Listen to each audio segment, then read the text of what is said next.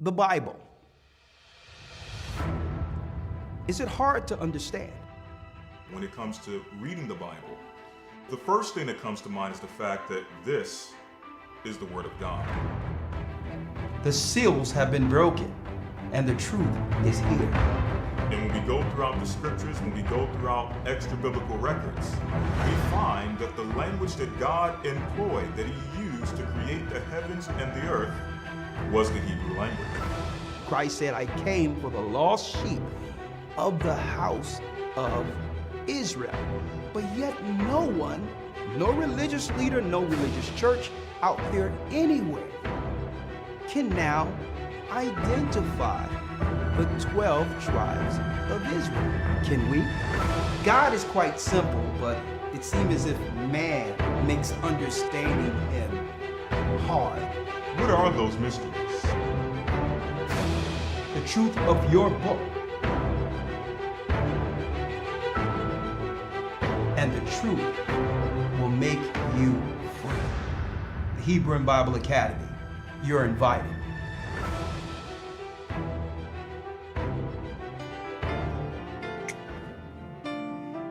To Zion. Shalom. I was lost, but now I'm found. I'm a child of Israel. I heard the sound. Hear the sound. Please give me the strength to stand today. With my eyes towards the east, show me the way to Zion. I'm on my knees, laying my life on the line. I'm begging, please don't let me fall. Give me the strength. Place my feet, Lord God, my path, show me the way to Zion. That's right, brothers and sisters, to Zion, to Zion. We're the elders of the Gathering of Christ Church here live with our weekly Sabbath lessons, Shabbat Shalom, to our brothers and sisters throughout the four corners of the earth. How are you doing? Doing well? Okay, first and foremost, let me apologize to my loyal Patreon members. There was no Patreon yesterday. I just needed some time. I just wanted to relax a little bit, you know. So I'll be back next week with Patreon, and we'll throw out some extra videos there to make up for this week. So I appreciate you brothers and sisters bearing with us through such a time as this, but anytime I can get to relax before what's about to go down, even if it's one day out of the week, that's a blessing. So I hope you can appreciate the fact that I wasn't there yesterday, but I will be there next week, okay? Shabbat Shalom to you brothers and sisters throughout the four corners of the earth.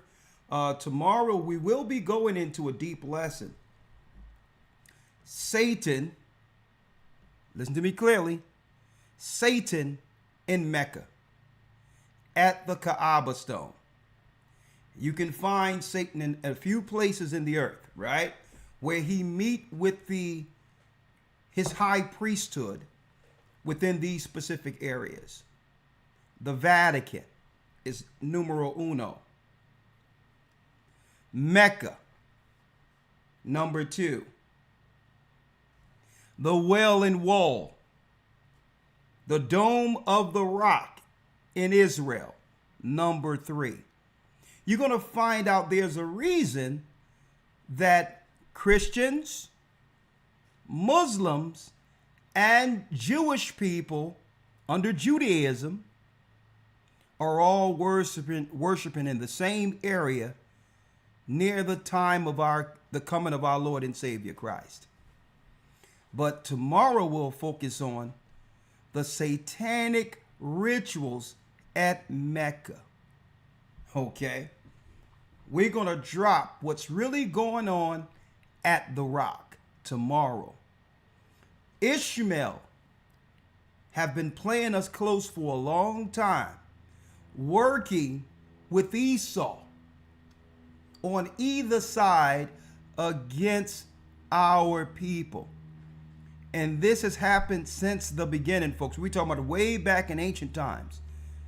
In the area of Idumea, Esau and Ishmael has conspired against us since we received the promise. Since Israel, the 12 tribes of Israel, have received the promise, all nations have been conspiring against us with Esau and Ishmael at the helm. And it's all coming to a head. It's all coming to a head, folks, and that's why I'm about to go into this lesson. So I hope you are there this coming Sunday, tomorrow. Satan in Mecca, the God over Islam. Allah is not the God of the Hebrews. Let's make this clear. Allah, the God they serve, is Satan, and I'll prove it. Now, let me make it clear. Is this an indictment on the believers within or under Islam who are Muslims? No. There are devout Muslims who truly believe and are morally sound. Okay? And have sought God within that religion. Some people were born into it. They couldn't help what their father and mother taught them.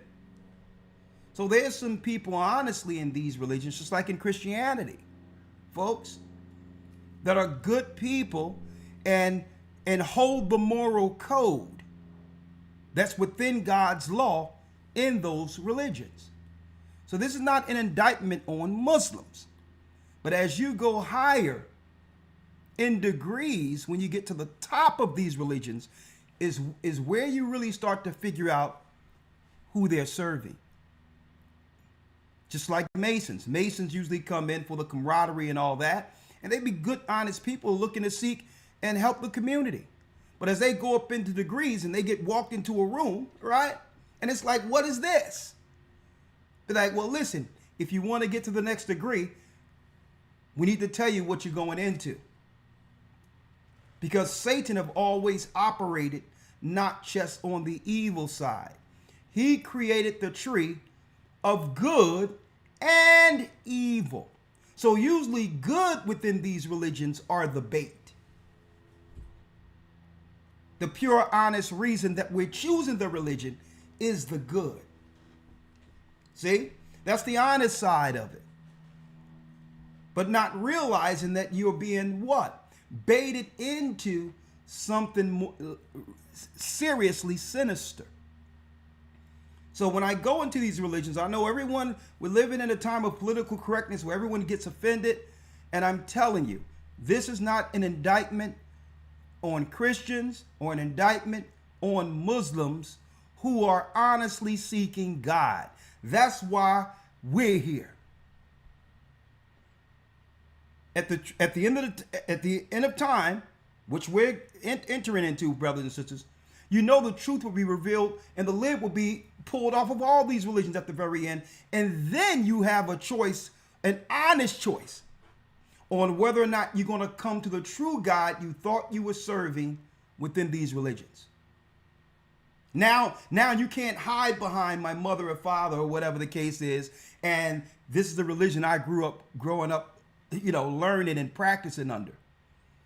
Once you get the full understanding, now it's on you to choose to stay in it or choose right. So again, when I go into Islam tomorrow, this is not an indictment on Muslims.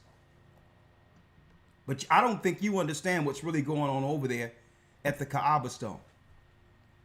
Now, if you follow God and follow the Bible and understood that idolatry is sacrilege according to the Bible, if you understood that you're not supposed to bow down to anything on earth, any image, including a stone, that in of itself would save you from the judgment that's coming to Mecca and those who believe within that religion. See? So we're going to talk about that tomorrow. I don't want to spend too much time on that because, folks, the reason why I don't want to spend too much time on that because we're living in a time right now where the whole world is deceived, not realizing we're living in the end of days, and you have conspirators at the apex of this. Conspirators. In Arabs, Ishmael is complicit. Any place God's people are, our people, their plan is on either side. Either Esau is coming against us, or they'll lay off and let Ishmael hit us in a different direction. But they're still working in tandem to destroy us. They've been the controllers of our community, economically and otherwise. And this is why our people got to stand up against this garbage, black or brown crap they're using politically. It's too ambiguous. When they say black or brown, that means we should let somebody in our circle strictly because they have hue in them, which is utterly ridiculous. Utterly ridiculous. We've been attacked by black and brown people who are not our nation for eons. So what are you talking about, aligning me with a person because he have hue in him? That's utterly ridiculous. That's been their Trojan horse to destroy us at the very last. And I hope our people are understanding this. We've been in a battle on two fronts. One front, the battle between Jacob and Esau. Unfortunate for us, we don't know we're Jacob and don't know that we're in a war. But he's on something else, and I'm going to show you. Unfortunate for us, we don't know that they're at war with us. We believe if we do all the right things and don't harm other people and be honest and look to take care of our family, which is good, but we believe that if we do all this, then no one should have a reason to undermine or destroy us. You are naive. You could be the most honest, best person on earth, and it's not going to change the fact how the enemy views you as a threat concerning the fall of when it comes to looking at the fall of their empire and what comes next for your children. So just because you think you're an honest person and ain't hurting nobody and why are people coming against me, listen, that's not a part of the game. Okay? They're going to come at you because of who you are prophetically and what happens for your family next when their empire falls. So they're looking to get the threat out of the way before prophecy is fulfilled. You got that? As long as you're breathing on this earth and it can bring forth another child of Jacob, you are a threat to their existence, or at least their power structure going on beyond the time which was prophetically given to them. You are a threat to that. That's why they don't mind if our women get rid of over 500,000 children every year. And they'll tell you, well, don't worry about it. It's a woman's choice, knowing that it always, whatever they roll out, it indirectly affects the poor disproportionately by default. So you'll see a few of their people doing it, but at the end of the day, you'll see 500,000 of our people not getting an opportunity to breathe. That's why they don't care, because they understand the prophecy. So we going on in this day. I'll do all my announcements later. We jumping right in. The end of days. The end of days is our particular lesson today. Elder Lawyer, if you will. Sir. Shema Yasha'Allah Ahaya Allahayanawa Ahaya Achad. Shema Yasha'Allah Ahaya Allahayanawa Ahaya Achad. Hear, O Israel, the Lord our God is one. Hear, O Israel, the Lord our God is one God. Now, jumping right in, the end of days, we're going to talk about this. Okay? On the geopolitical side, for those who don't understand what's going on, I'm going to break this down in a nutshell before jumping in to the Bible. Because sometimes we here in America looking at things through the lens of the satanic lying media tend not to view what's going on in the earth as one prophecy. The end of days. We think that what's going on in America is independent from the rest of the world. That's our thought. They've programmed and isolated us to believe under the guise of patriotism that we're sheltered from prophecy or whatever the case is, that everything in every other land in the earth is independent with their own government and with their own problems to solve. So I'm going to quantify this for you politically. Everything you've seen that went down in the Middle East after the so-called World Trade Center, and well before that they were doing this. Okay? And I'm talking about Desert Storm, the invasion on Iraq, the takedown of Libya, the takedown of Afghanistan to get lithium to use for the devices that they'll track us with. Lithium is in the mountains of Afghanistan.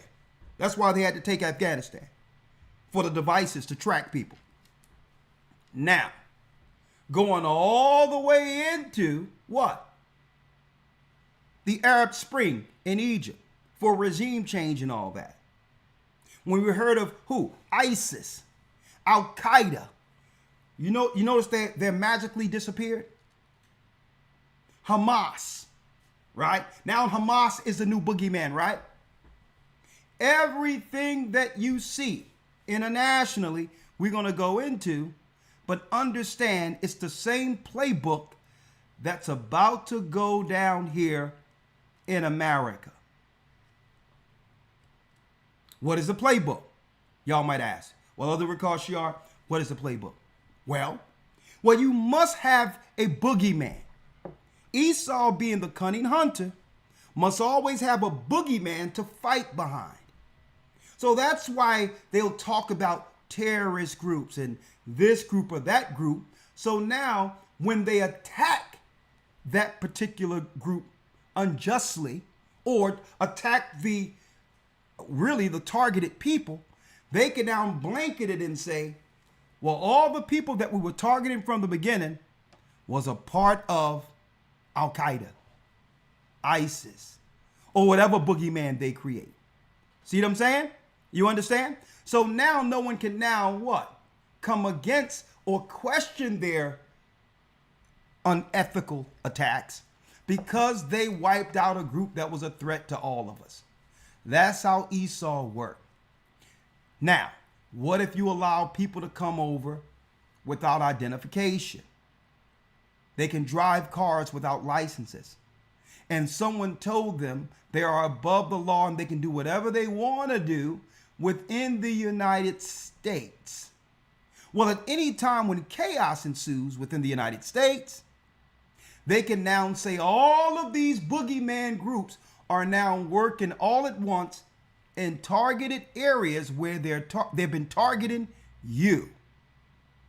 And when you get destroyed and your family get killed, they can claim that someone in your family was a part of one of these boogeyman groups they created out of thin air.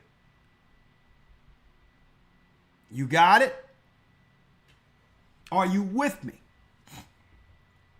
So brothers and sisters, y'all have to think twice before y'all allow them in America to be able to demonize Israelites as terrorist groups.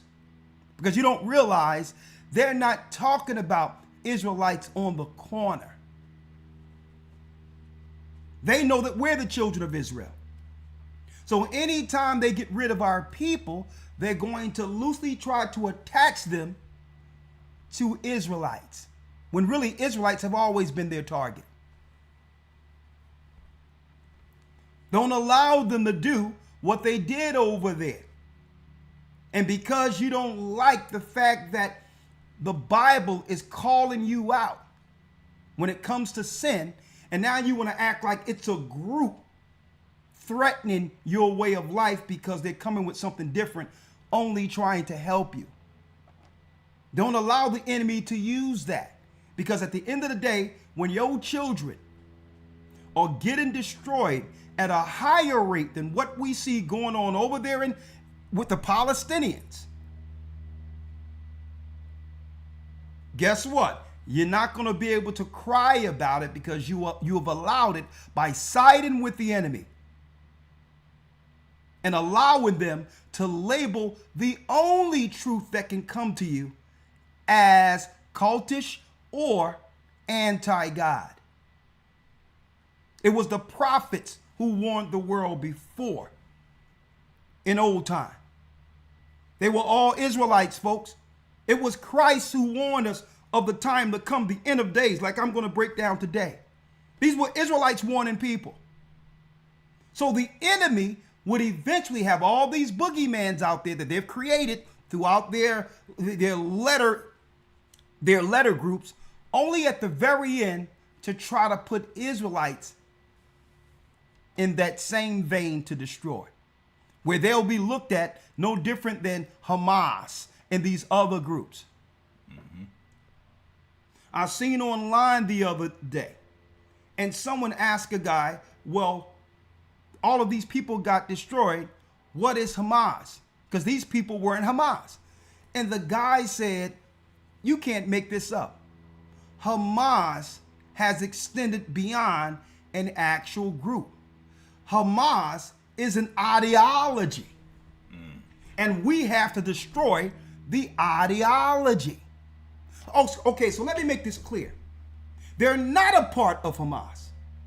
But if you kill them, you'll say they thought like Hamas, and that makes them Hamas?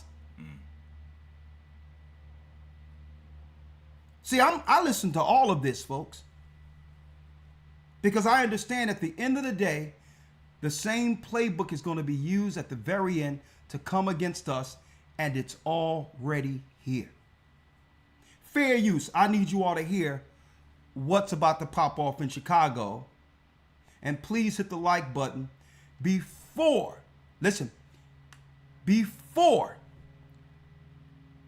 it all pops off, folks. I'm going to show you quantified how everything went over the Middle East and how it's playing on over here in the United States right now, and what our people are preparing to do to defend ourselves. Why?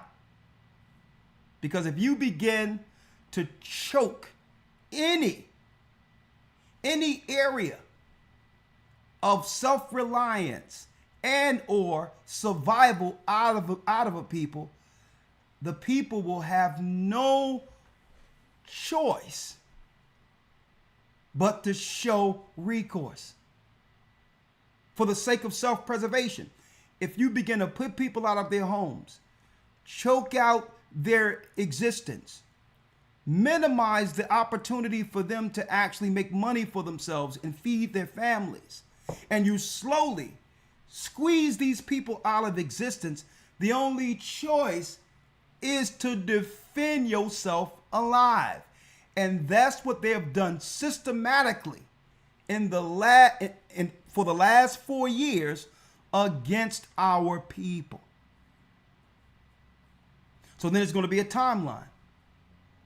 They're squeezing us so that there's no upward mobility, no opportunity to make finances that can help us out of poverty.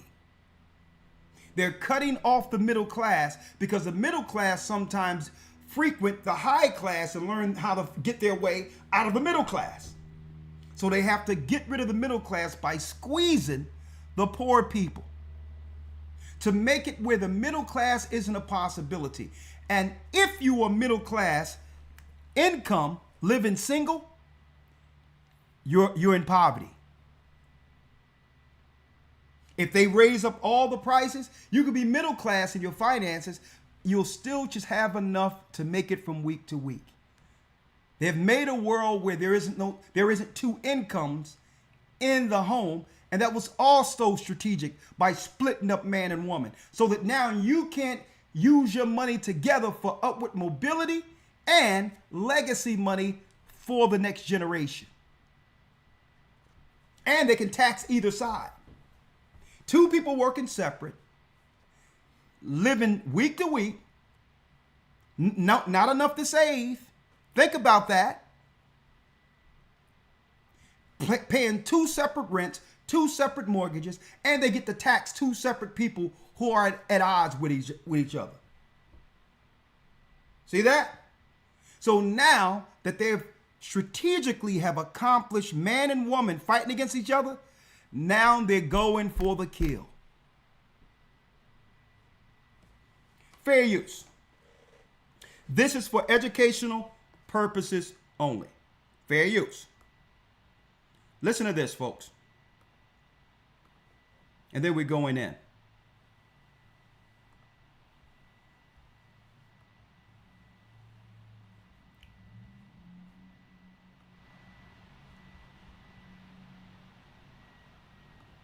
Fair use. Well, a war is coming to the United States in months, not years. Former 24-year veteran of the Customs and Border Protection, J.J. Carroll, just uncovered the truth of what's happening with Biden's... Let me cut up so y'all can hear it.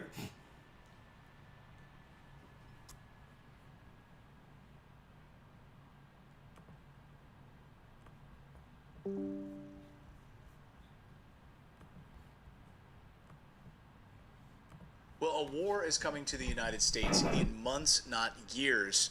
Former 24-year veteran of the Customs and Border Protection, J.J. Carroll, just uncovered the truth of what's happening with Biden's border invasion, and the war will start in black communities. That's where it's going to start first. Listen to J.J. in Chicago talking with black citizens who are being crushed right now under the weight of illegal immigrants in their communities. Watch. This is America. This is America. There's a problem. And the people have a problem with Trump. Are you crazy? Biden. Biden did this. This is not Trump. Exactly. The Democrat Party in this city hates poor black people. And I'm talking about all of the Democrat Party. The Black Caucus and everybody else. This is a fact. They have starved the people. How do you know that? How do you know that? Because I've been in politics for the last 25 years. Ran for city council twice. They have no intentions for American citizens, especially black America. Poor black people in this city are obsolete. And JJ joins me now, fresh off of his trip. JJ, great to see you again. You know, you've obviously confronted some of the most unbelievable circumstances as it relates to the southern border in the United States, some of the most dangerous circumstances that you've faced with arrests. How does Chicago, far away from the southern border, how does Chicago stack up with what you're used to at the southern border? Fair use. Chicago's a war zone. And it is a forgotten, Trump called it the forgotten America, forgotten Americans. So the reason why I went to Chicago is I believe it's the ground zero of the invasion. This is the manifestation of treason. It's going to work from the coastlines in through the inner cities of major metropolitan areas. That gentleman that you showed, Mark Clayton, is an activist. Mark Carter, is an activist in Chicago. He took me down to the south side. I had to be escorted down there because of the gang violence and all the issues. But their local government has poured over $3 billion into their community for illegal aliens, not their community, but for illegal aliens. And they are being systematically pushed out of their communities like Inglewood. It is something I have never witnessed before. I feel like I'm traveled, I'm smart, I've been places. I'm telling you, when you go down to the south side, it is desolate, it is desperate, hopeless, violent. I would say 1 out of 4, 1 out of 5 houses are dilapidated and shuttered. The other 4 need to be shuttered. Businesses are closed and shuttered. There's no industry. They are bringing illegal aliens majority from Venezuela, and they are moving them out of their communities. Let me give you an example. The city of Chicago paid black residents that were living in these dilapidated shacks, if you will, $1,000 to move out. Well, why would the landlords in Chicago want them to move out? $1,000. Because each illegal alien has $9,000 attached to them for rent assistance. $9,000. So they're moving them out and moving them in. Now, Clayton, I talked to mega church. Fair use. So this is why landlords are trying to get people off of Section 8, and this is why many landlords aren't accepting Section 8 vouchers anymore. Why? Because they get $9,000 to move in an illegal. Someone who hasn't paid any taxes at all. Your taxpayers' money was used to bring these people in for what I'm about to talk about. So $9,000 in a capitalistic society, $9,000 compared to what you're getting in Section 8, they would rather find a way to get these people who are on Section 8 or low income out of these places because the money is good.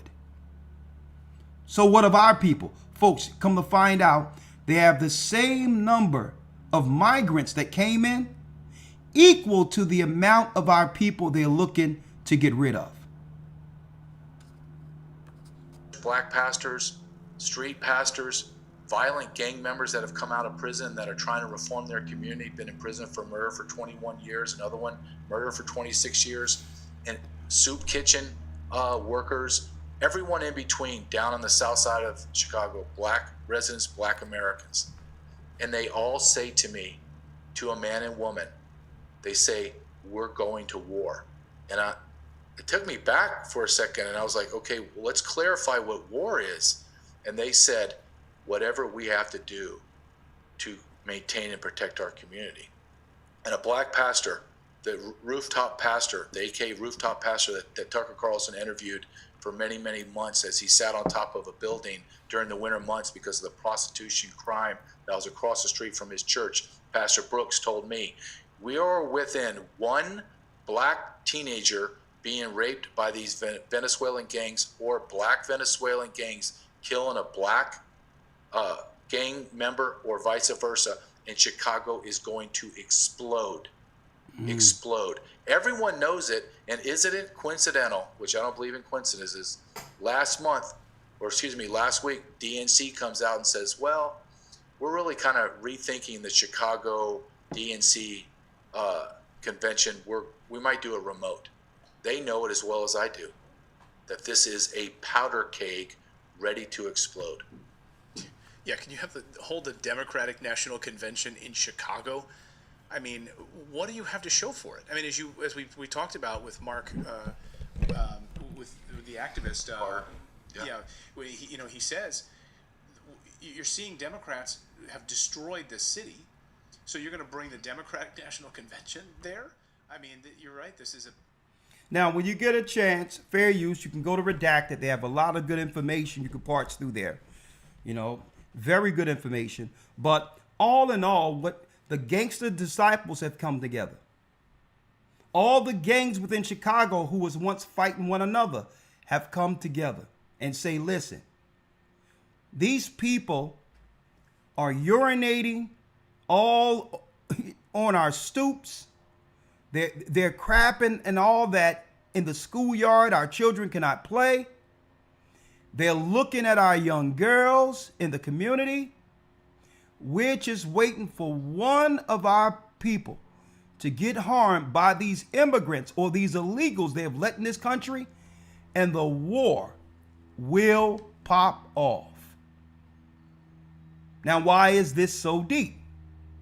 Well, this is the play of the enemy, the cunning hunter. I told you all a long time ago how they play it. They need an excuse to bring in the National Guard. So they're purposely, folks, instigating a powder keg that they have incentivized to blow against Jacob, against our people. Now, before we go into the scriptures, let me drop this piece here for you real quick. When it comes to things like this, well, check out how when Esau operates, he operates behind a boogeyman. Remember I told you all this? Well, if they can create a scenario to have provocateurs come in, then they can start what they'll label civil war. Because what was happening over in these other countries that we were hearing when it came to Libya, Iraq, we were being lied to. We were told that these were civil wars that the UN had to come in to resolve, when there weren't no civil wars. They were using the same people, mercenaries who look like the people, Arabs and all that, who were being paid to go from one country to the next to start insurrections, to start civil unrest. And they were publicizing that here in the United States as if these were the citizens of Iraq that were upset with their government or leaders or dictators who then needed regime change. They would do it from one place to the next when these weren't the citizens of those countries. These were people who were let in who looked like the people to start insurrection so that America and others in the Western world could report it as civil war. They're going to do the same here. That's what they're doing.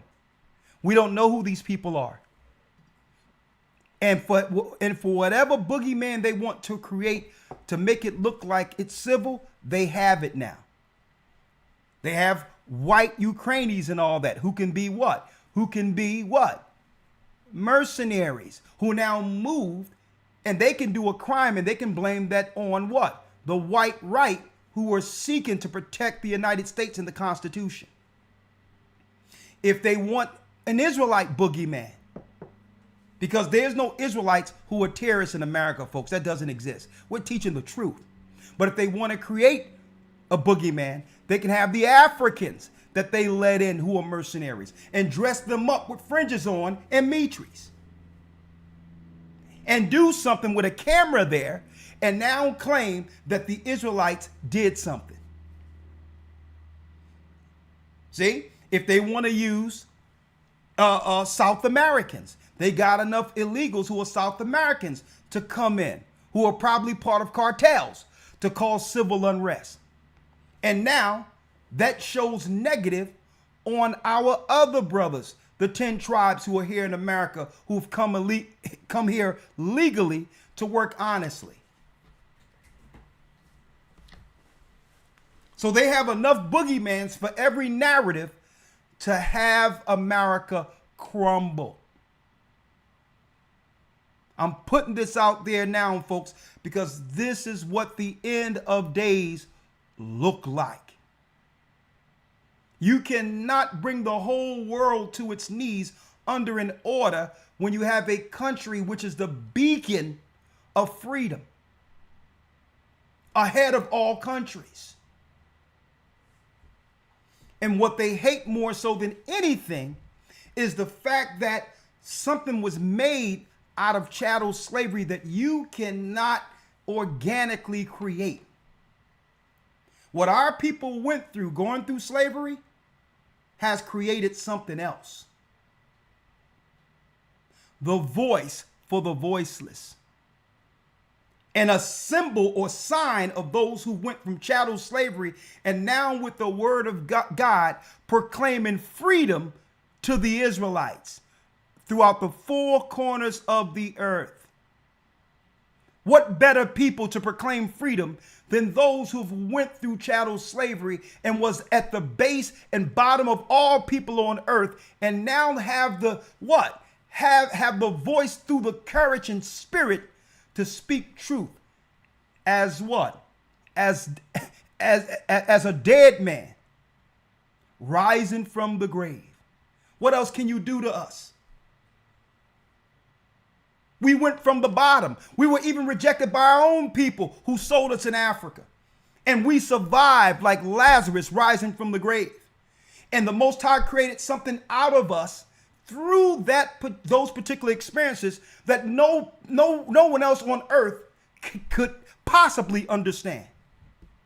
We understand what it means to go from death to life. So what else can you do to us?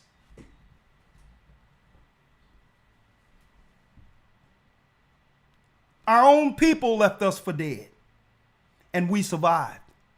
And we couldn't have done it on our own. We did it through the Spirit of the Almighty, and it developed something in us, a courage to say, listen, we're not to fear man.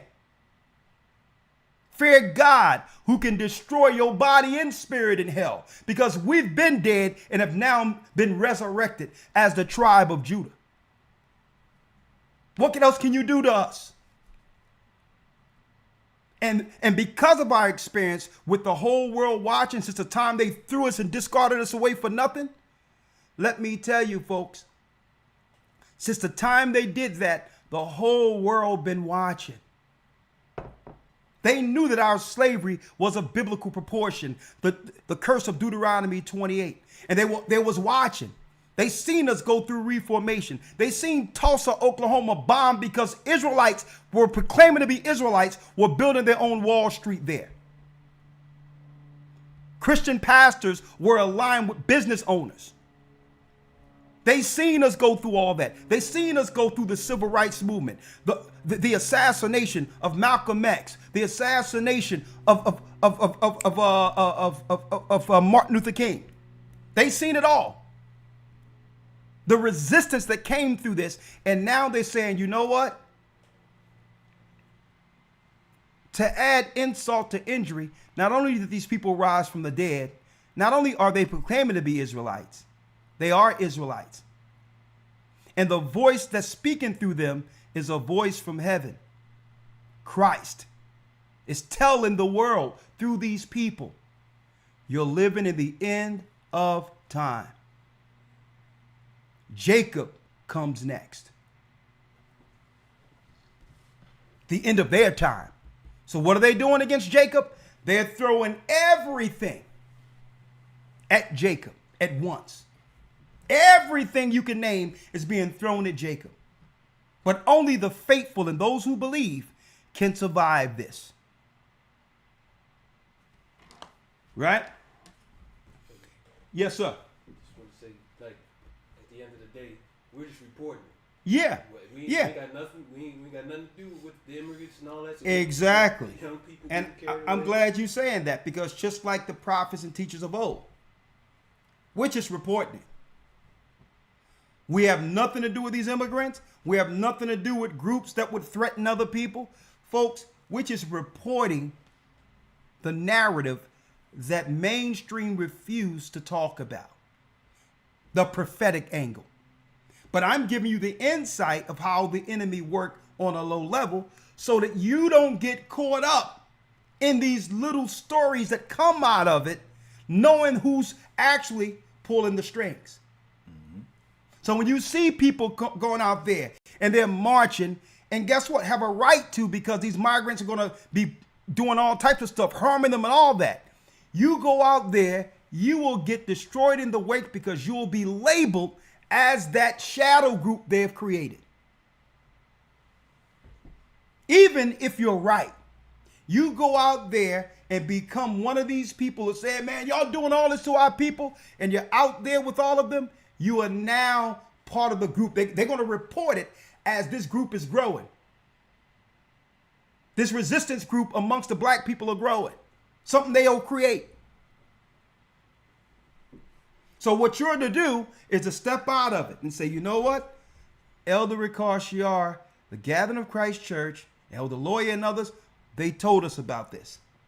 Let me listen. Even though I'm upset, let me sit back before responding emotionally.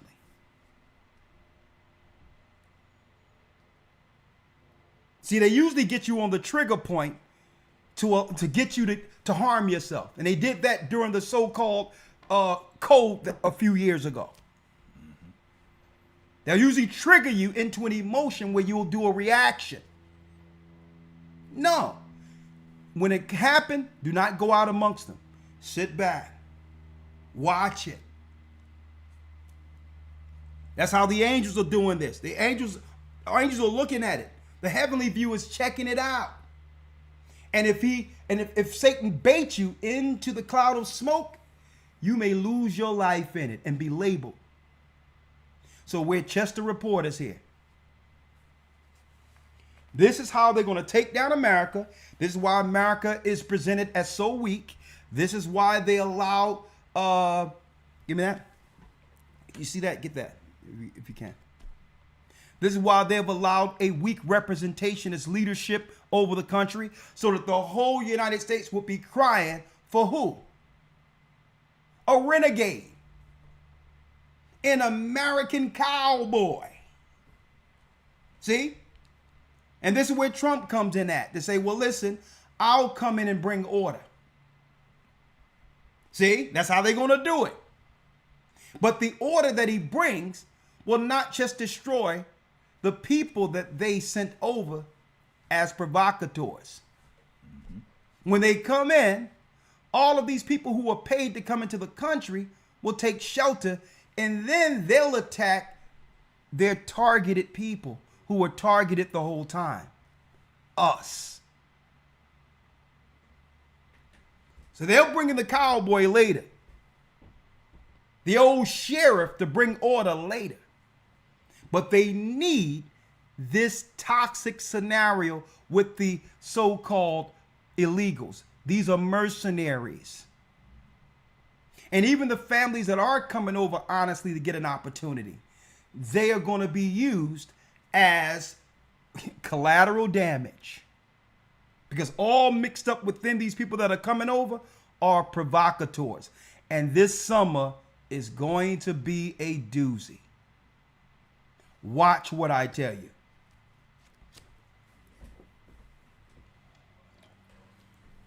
Elder Lawyer, if you will. Yes, sir. Let's now start off. Hit the like button, brothers and sisters. There's a few more things I want to show you and I'm going to talk about. Do not get pulled into all of these scenarios. Right now, you hear them talking about Palestinians, and what's going on in Palestine. That political talking point, don't even get involved in that. That have nothing to do with you. Okay? Because what they planning to do against our people in the inner cities will make what's going on in with the Palestinians, it's gonna make that look like a walk in the park. I'm telling you.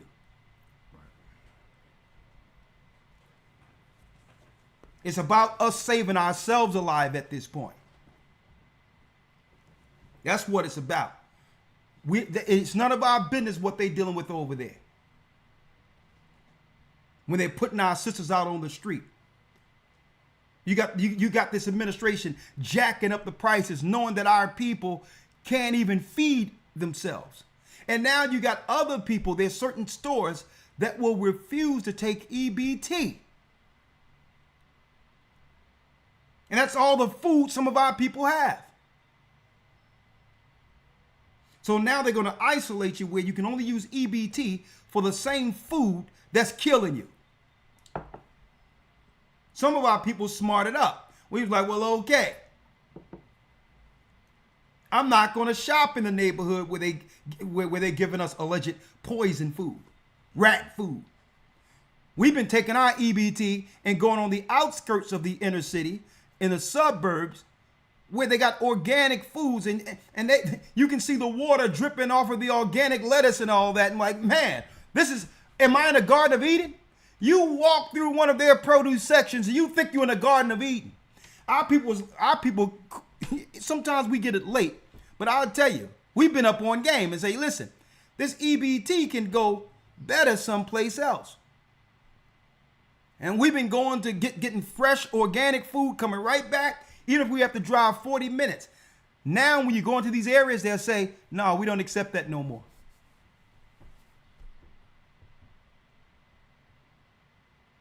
Eat that food, you'll love it and die.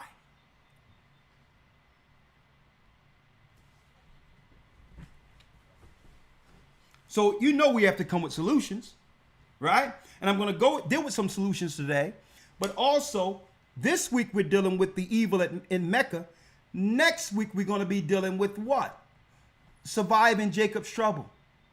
We're going to go through all of the prophets and all of that to show you in crisis how they were able to deal with it from a what? A worldly standpoint with resources, and a spiritual standpoint, having faith to know how to accumulate the resources and how to utilize those resources through the crisis. We look at how our forefathers survived and understand that they'll give you a certain amount of time to accumulate resources before it's cut off. And I'm telling you, folks, we're in that time.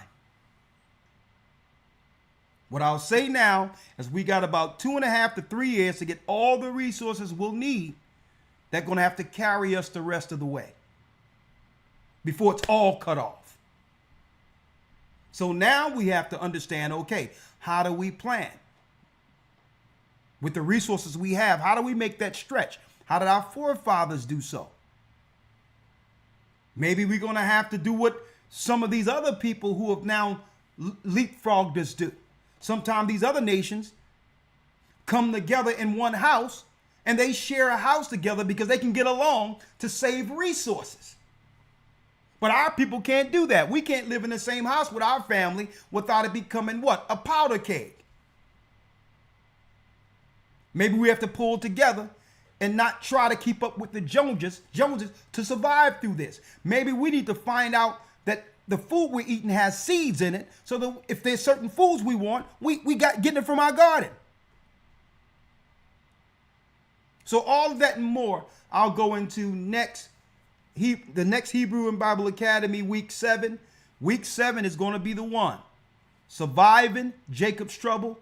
It's going to be a very informative breakdown on how the prophets got through crisis and all of that. Like I said, the theme of this academy will be making it through Jacob's trouble. Surviving Jacob's trouble will be week 7. We'll go into what Abraham went through, Isaac, Jacob, us in Egypt, even how Christ actually put together with the disciples how to come together at the end time. You see people where it says all things common? That will happen. But we're not supposed to be doing all things common now. That's survival mode. That's when everything breaks down and then everything is pulled together to get all of us through. You're not supposed to be doing all things common right now. You know why? Because you can have a tyrant at the head of it now, and he'll just be grabbing everything for himself, squeezing out the men, That's right. Sunning the men amongst them. I need y'all to think about that. If a woman, think about this. If a woman see her husband who worked for the legacy of their family give all their money to one man who owned things, who do you think she's going to want? Mm-hmm. You think she's going to want you or the man you giving her money to? Your money is supposed to be for the legacy of your family. A just weight for a just measure. And if your family work together, the last thing, what simple man going to sit there with the money that he've accumulated for his family and give everything to one man who's talking about, yeah, let's live on the land? Your woman is, look, you've been sunned. Mm-hmm. And you can't use the scriptures for that, because all things common comes down when everything breaks down and there is no resources.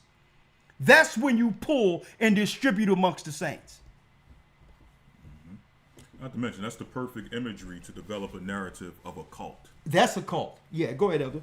No, that's the point. I mean, if you're talking about trying to be under the radar and to avoid these various narratives, which is why we put certain things in place to try to establish something like that, you're walking into the narrative of what one would consider to be a cult. Yeah, and when we seen people doing this a long time ago, I said it among the elders, I say it out. The last thing you want is all things common, and because only thing you need, here it is. The only thing you need is for one person to get offended for all the dominoes to drop.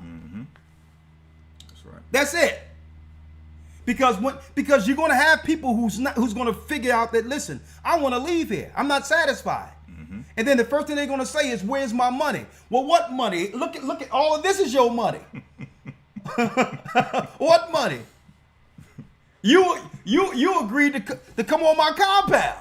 And now you're leaving broke with rabbit ears, mad at the man that it convinced your man to give your money to him. Don't try to use Peter and the disciples for that. Because we're living in a society where you can earn. When things break down, then it's all things common. Well, what we got, because there's nothing left. Exactly. There's nothing left. Now it's all things common. I wish somebody would say you set up something and tell people, hey, give all your money to me. Who would even think that? Sell everything you got and give it to one man. That's utterly crazy. Because at the end of the day, it's only one man that's going to benefit from that. And the woman is looking at him like, man, this guy must be the guy. If my husband can give the legacy in the future to this guy, why am I with him? And there's a pattern that goes with it. Once people start looking, let me tell you, a woman cannot respect a man who's going to be sunned by another man. And then you groveling all up under that man every time you looking, and you're groveling up, and your woman is looking. Like, okay, you flex with me. But you're acting like a little son to this man? He's like, listen, next thing you know, that man with all of your cash is now winking at your woman. Like, yeah, you know, there's only can be one of me, so. Right. There's only can be one of me, but I can have many of you. I just got to figure out what these rules are that I can circumvent so that she could be next to me. Let me tell you, if a man can use scriptures to deceive someone into giving all they earn to them, they can manipulate any scripture out there to justify their actions.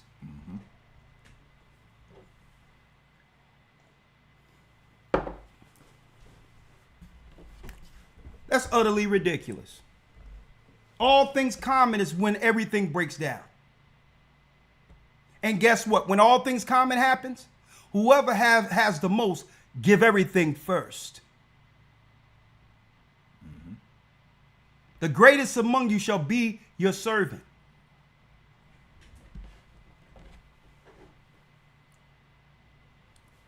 Now let's go in, other lawyer. Jeremiah 30. Let's do it. Yes, sir. Jeremiah 30, verse number 5. Let's go. Hold on. In fact, I started 4. Hold on, let me grab it here.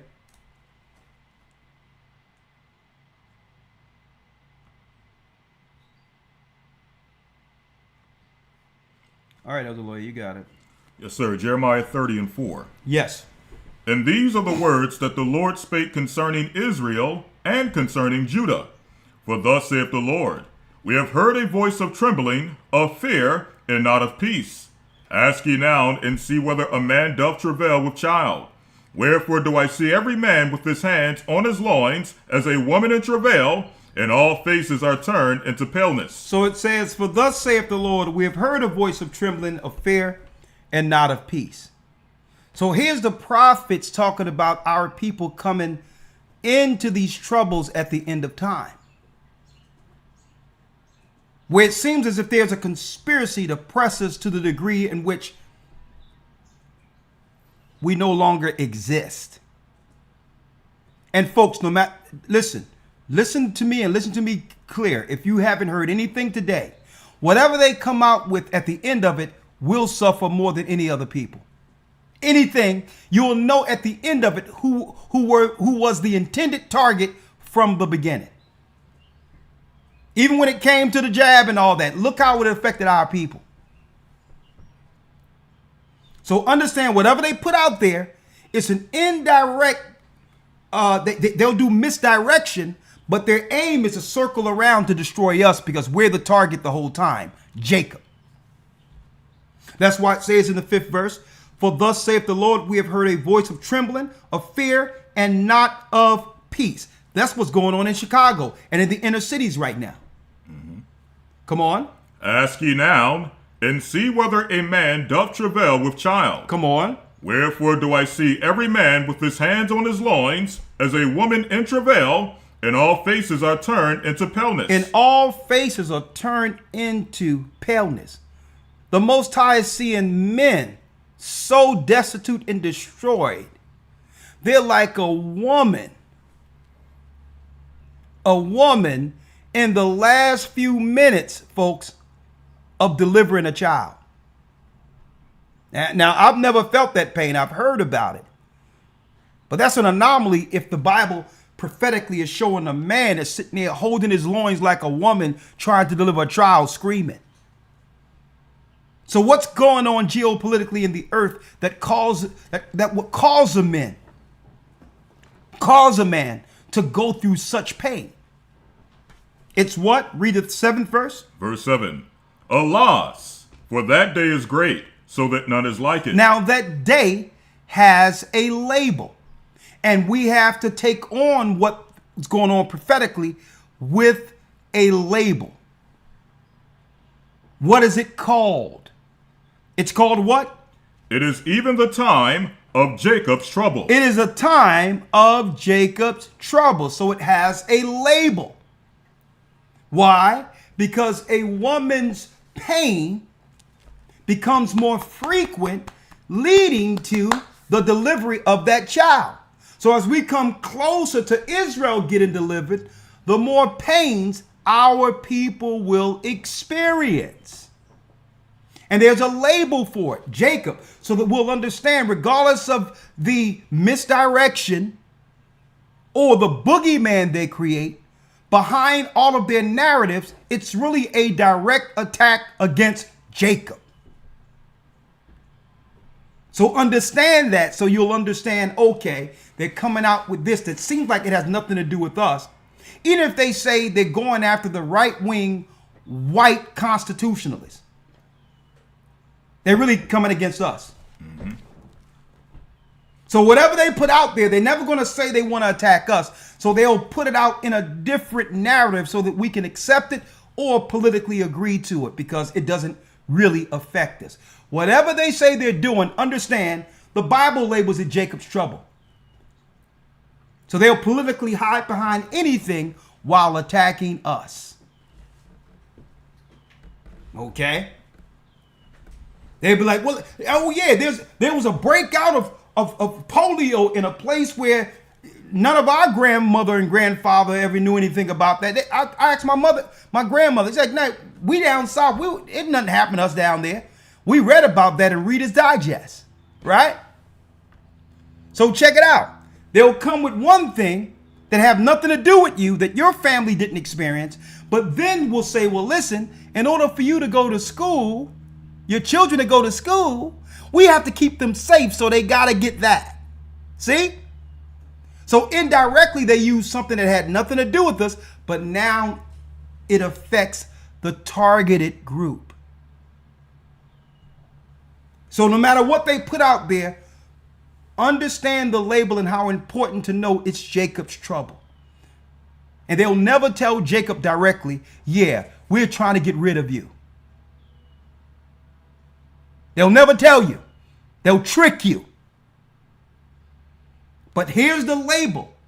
In the end times, we're living in Jacob's trouble. That's what the Most High called the time we're living in before the deliverance. This is Jacob's trouble. Come on. But he shall be saved out of it.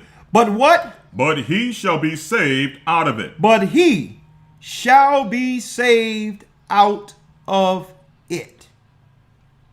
Now, not all, a remnant. Now, how can Jacob be saved, folks? If Jacob fell to admit he's Jacob. right?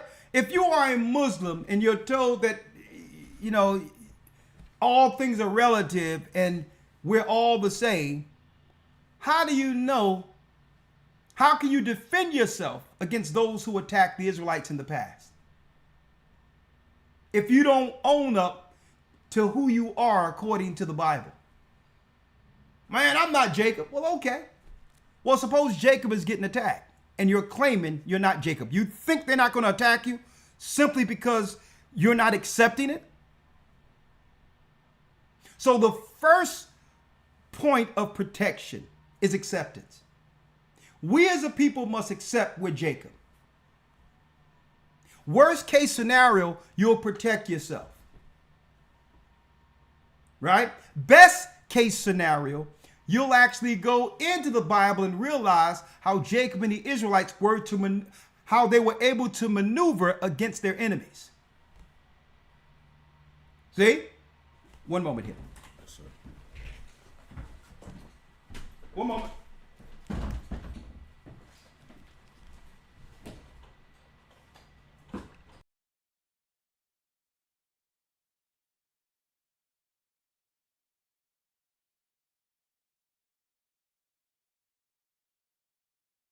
Excuse me, folks, there was some noise.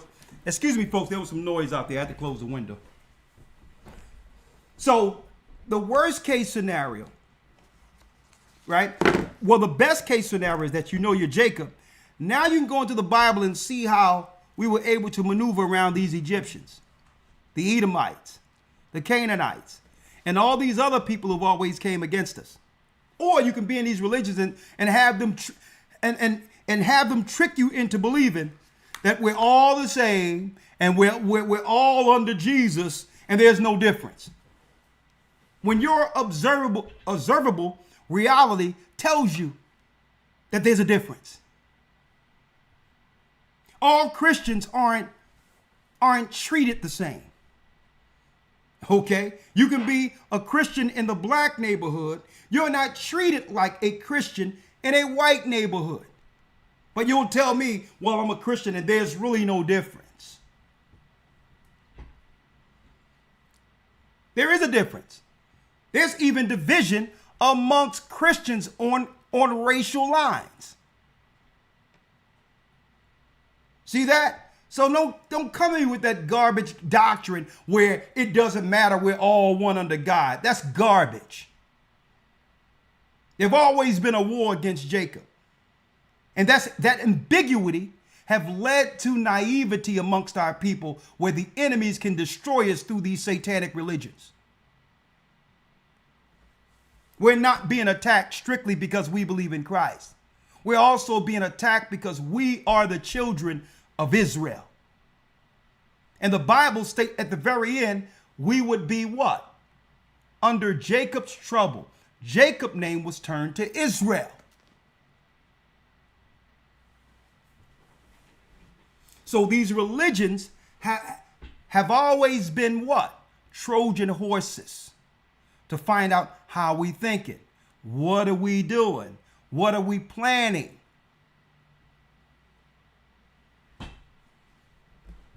And that's why they don't like the fact. That's why they don't like those who come out of these controlled religions and come under something like we're dealing with here. Because why? They're not inside to be able to do anything. If they were inside, there'll be nothing for them to do. Because we're just here serving the Almighty, teaching the truth. So what are they going to do? They're going to create their own group, like ISIS and Al-Qaeda, and put trees on them and fringes on them and say it's something, and they're going to say that they did something. That's the only way they'll be able to justify that narrative to come against Israelites. Watch what I'm telling you.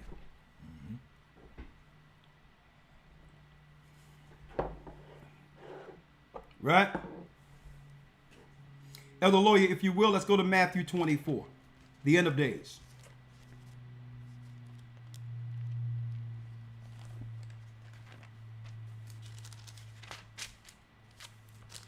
Matthew 24, let's start at the first verse. We're going to go all the way through this. Yes, sir. Matthew 24:1. Come on. And Yeshua went out and departed from the temple And his disciples came to him to show him the buildings of the temple. And Yeshua said unto them, See ye not all these things? Verily I say unto you, there shall not be left here one stone upon another that shall not be thrown down. That's Jerusalem, folks. That's our temple. He says, see these things? There shall not be left one stone upon another that shall not be thrown down. What was he telling the disciples? They're coming to destroy our home. Look around. Look how great Israel is. They're coming to destroy our home. Now, something like that was totally out of the realm of possibility for our people at that time. The temple survived many empires. And when it fell under the Greeks, guess what, folks? When it fell, it was, even before the Greeks, when it fell, it was restored. When the Babylonians destroyed it, it was restored by the Persians. That means the construct was still there. Even when it was desecrated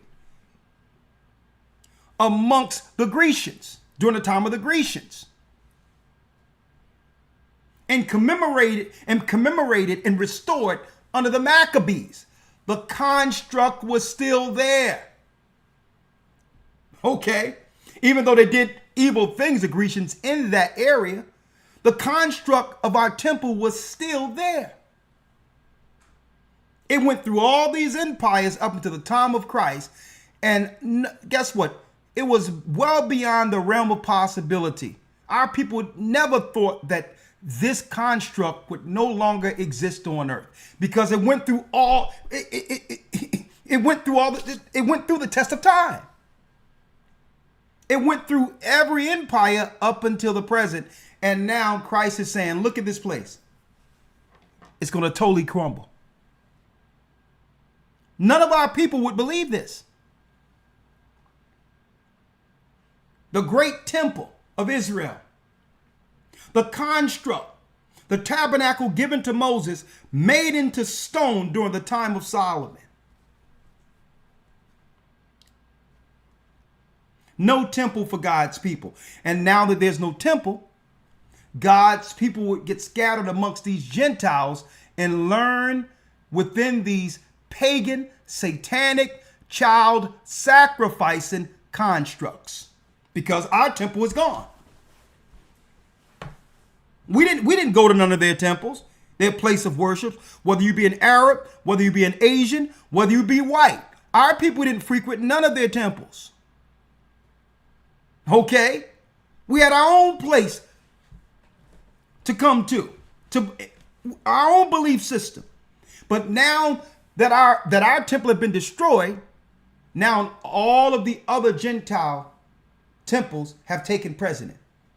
And we're searching around for our original temple and our true worship, only to fall into one of theirs. And all of these pagan temples have Satan at its helm.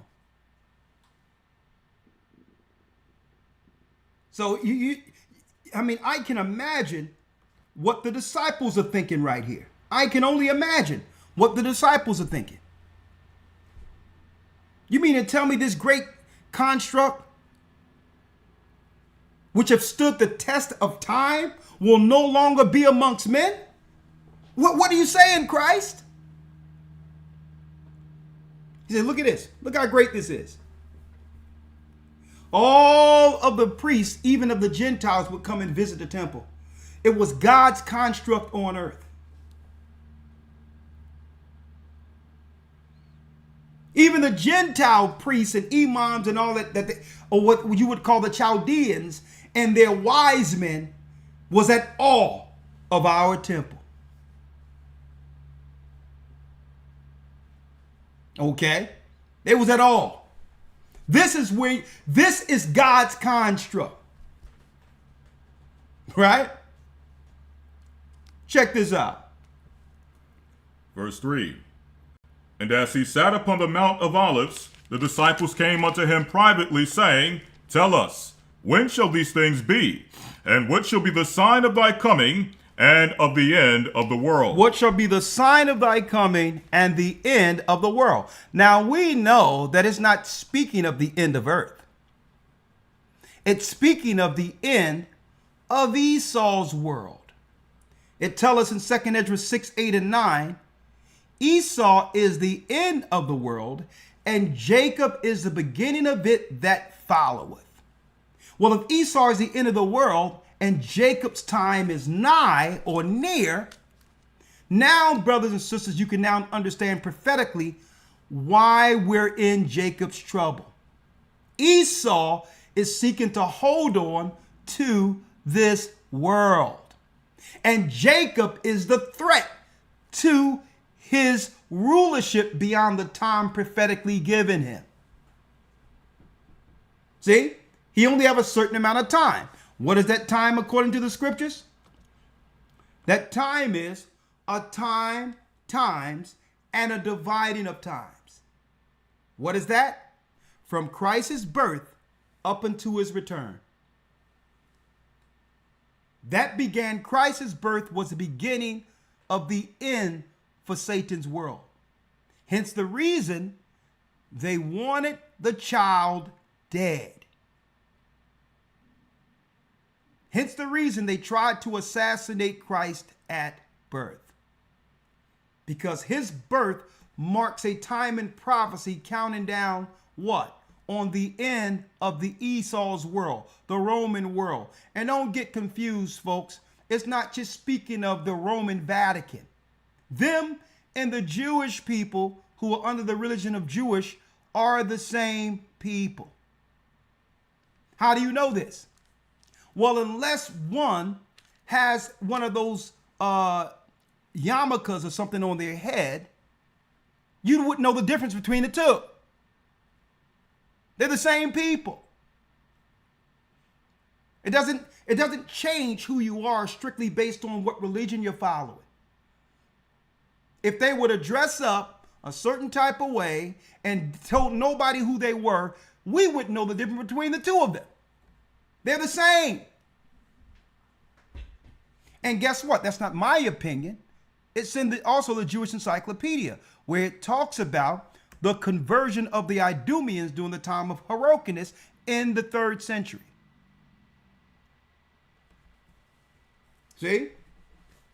It talks about a conversion of Edomites who converted to Judaism during the Maccabean period. They're the same people as the Romans. So just because you converted to a religion doesn't change who you are. And this is why on either side of those religions, the attack is on Jacob, the bloodline of the children of Israel.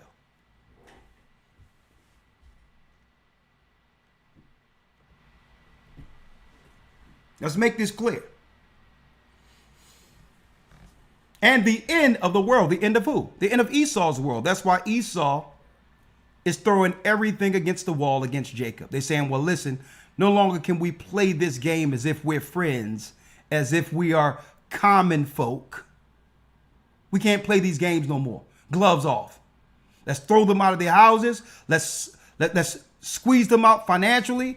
And anyone with any financial generational money, we have to make sure we get rid of anybody in their position, in the position of our government, who can give the generational wealth that they've acquired amongst us to their people. So anybody with money, we're going to throw them all down with the poor. That's why they're coming after P. Diddy. They don't care about P. Diddy dragging somebody. P. Diddy have witnessed much worse amongst them. Where do you think he learned it from? They don't care about Jay-Z. They don't care about Beyonce. It's just a matter of time before they take them down, because these people have generational wealth that can help us.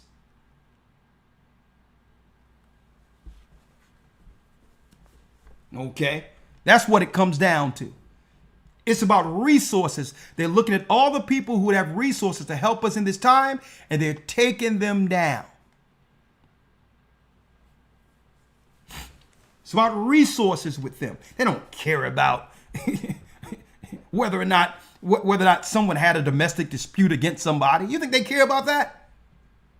They're looking at the money. They're saying, you know what? We're about to starve Jacob out. Who has the financial fortitude to help their people in a time of trouble? So we have to cut off that business, and we have to cut off people who have enough money for generational wealth to help their people. Period. If they don't find something on you, they'll make it up. Okay? They'll make it up. Like here it is. Kyrie Irving was an example. A model citizen. He was known for doing nothing but right towards people. Good man. Family man. And they come against him and almost try to, cut him off financially going forward. Taking away his right to earn is what they tried. Simply because he made a post on Twitter. So if they don't have anything on you, they'll find something because you don't agree with them. They'll use that as a talking point to destroy you financially. Why? I'm going to show you why. Because their game plan at this point is to cut off resources. What did they do when they went into Libya and all of these other countries to take down dictators? They began to sanction them. And remember when Gaddafi didn't have any access to his bank accounts? So you squeeze them financially first. That's a tactic in war, to isolate the one you're targeting from being able to move around. That's why I'm telling you, they play us every time by us listening to this crap they have through their media, and you don't understand what they're targeting. Right. And what they're doing. You don't understand that they could care less about the actions of these people. When it comes to P. Diddy, they don't care about that. They don't care about that. They care about the resources that can be utilized to help his people. Same thing with Michael Jackson and all that. They care about the resources. Whitney Houston, they cared about the resources. Who is this money going to go to? Oh, the daughter? Well, we got to get her to sign a few things, and then we'll just make it magically disappear where all the money comes back to us. And guess what? Whitney Houston's daughter, may the Lord rest her soul, had to go too. Because they don't want us to have anything to help our people at the very end. It's a part of Jacob's trouble. It's all about them cutting off the resources, knowing where we're going. So gloves are off right now. It's about what? Resource allocation at every election year. Who's going to have control over the coffers, over the finances for this community? And how do we make it where we don't have to give it to them no more, and we give it to the enemies who we've surrounded round about them to utterly crush them?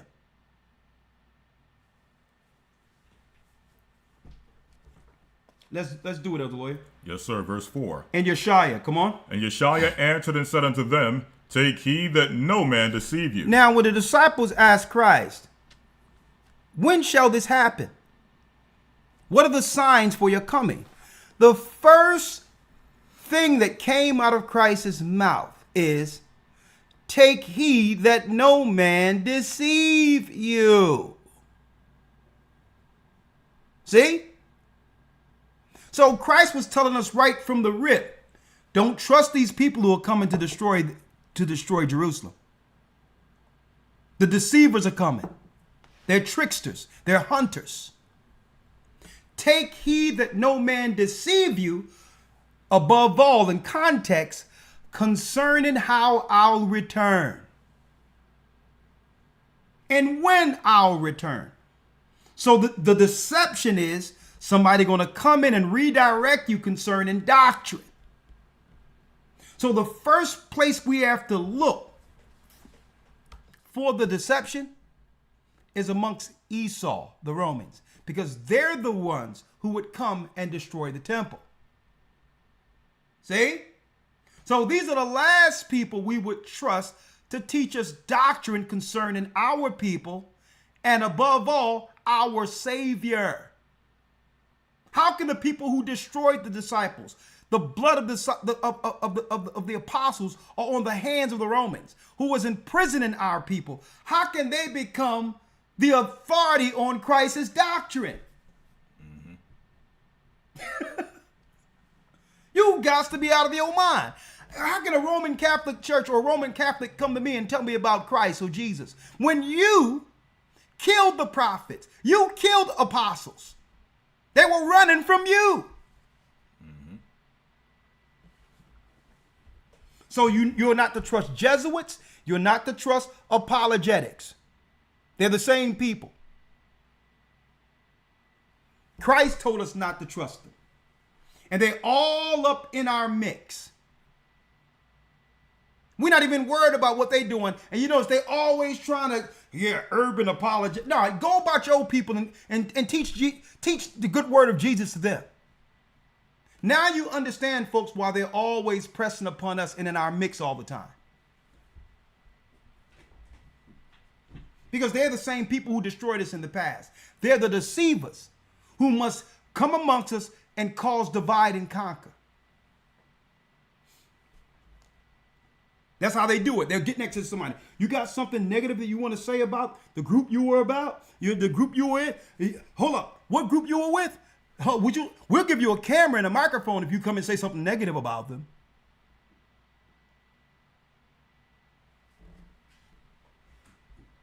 Right? All the good that people celebrate when it comes to getting this truth. And I get letters, folks, I get messages all the time how this ministry through the Spirit of Christ have saved people's lives. And I'm sure that's just not isolated amongst this church. I'm sure other groups out there, I don't vouch for their doctrine, but I'm sure there's a lot of good stuff that can be reported concerning how people left gangs. They started eating better. They started living their life better according to God. There's many good things that should be reported about the awakening of Israelites that they will never publicize through apologetics and others. They'll never say anything good. They're only trying to bring people in who has an axe to grind. Now, who want to surround themselves around a people who just want to hear something negative against everyone all the time and not think that this guy or these people are evil and negative? Think about that, folks. And I had to check that out. Why is it when they talk about Israelites, they try to find a member or somebody who was amongst them who have something negative to say? Only a negative, evil person could consume that much negative. I don't like to hear that much negative because it will affect my spirit. Only a negative person, or what?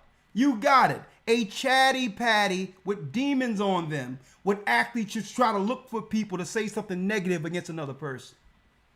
Vultures.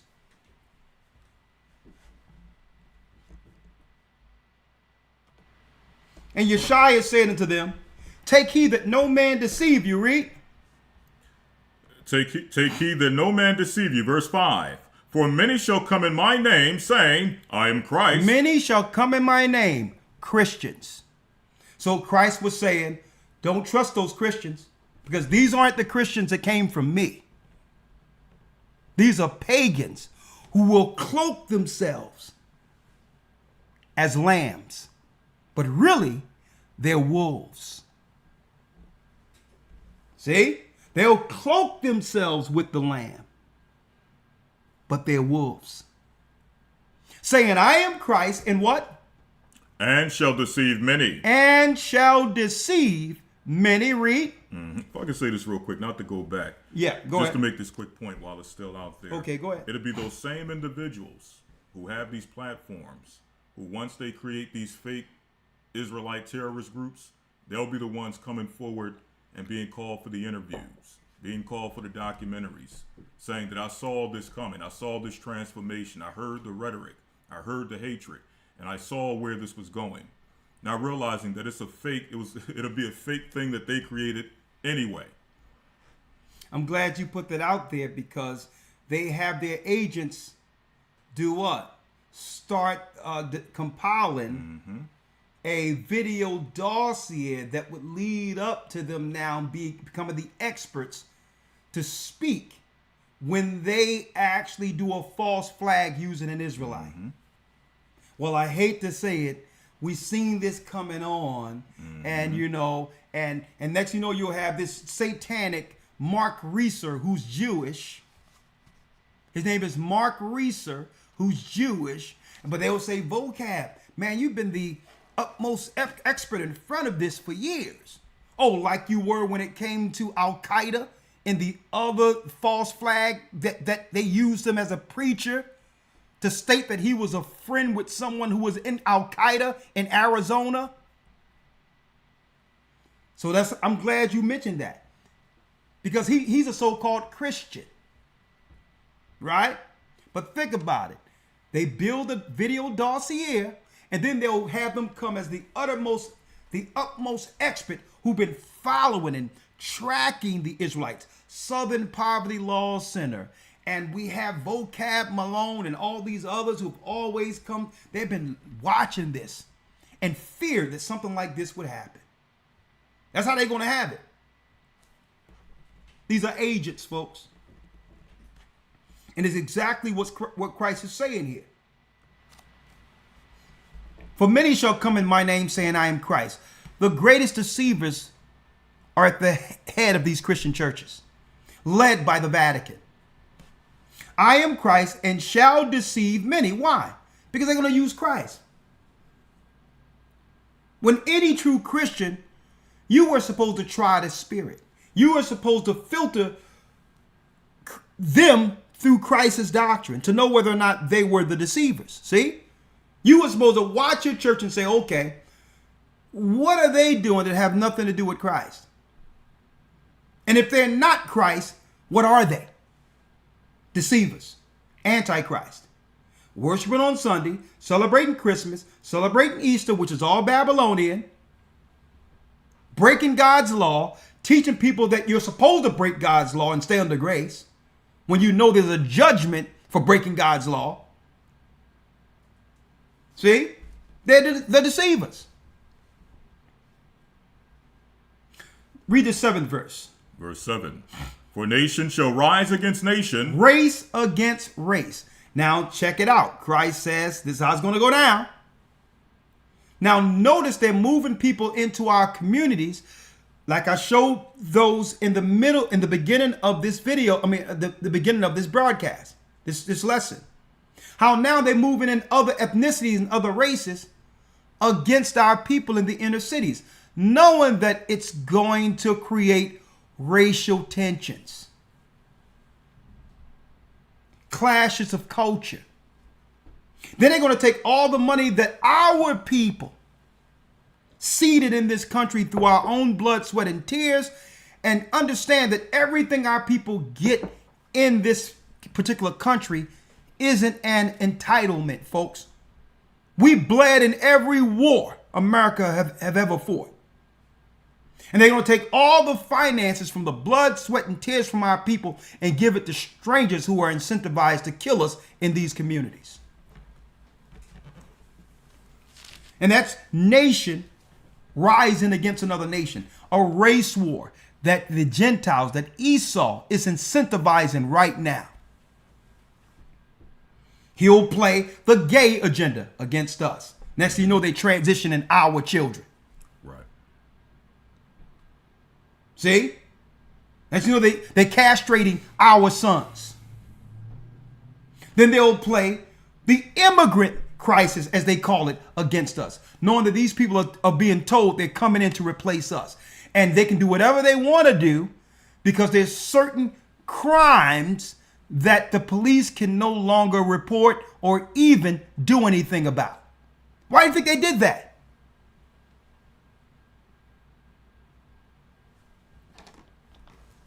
Folks, they are allowing a total rendition within our inner city. That's what they're doing. They had a movie out on that Elder Iraq years ago, where there was no law, and then for a time they just allow all anarchy out there. What's the name of that movie? The purge. That's what it is. It's the purge, folks. Right. They're being told, they're coming in being told, y'all can do whatever y'all want. As long, this is what y'all can take, and these are the people you can harm, because we got to get them out of there. And the more you get them out, the more you and your family can have a place to stay. The more you can destroy them, that gives you more room for your family who can come in after you. That's a purge, folks. We're going to take all of our programs, our Medicaid, we're going to take our finances, and we're going to give it to you. You're living in all that. We're going to take it from them and give it to you. And therefore, giving it to all these people who never worked, it depletes what? It depletes all the retirement money, all the Social Security money. If you bring in strangers and you give them the money, it depletes the treasury. So now they have a built-in excuse of there's nothing for you, because they got all these people who came in and took what our forefathers seeded in this country. Right. Because Esau is not going to allow them to come in and take anything from them. Understand that. They're here to take what they're concentrating on our people, chattel slavery, who actually seeded the wealth of this country. And they're saying, well, their wealth, you can take anything you want from them, because we need to what? We need to run them dry before coming after them. We must deplete them financially before coming after them. That's nation against nation, race against race. Read. For nation shall rise against nation, and kingdom against kingdom, and there shall be famines and pestilences and earthquakes in diverse places. And we're hearing all that now. They got some bees running around that's just destroying everything in its wake. Earthquakes all over the place. In different places, you'll be hearing of earthquakes. A lot of that is because they're fracking underground, causing issues. And folks, I'll tell you, when the great earthquake comes, there's going to be a meltdown of all the power plants within the United States. And that's when it really is on. Read. Verse 8. All these are the beginning of sorrows. Then shall they deliver you up to be afflicted, and shall kill you. Now this comes from what?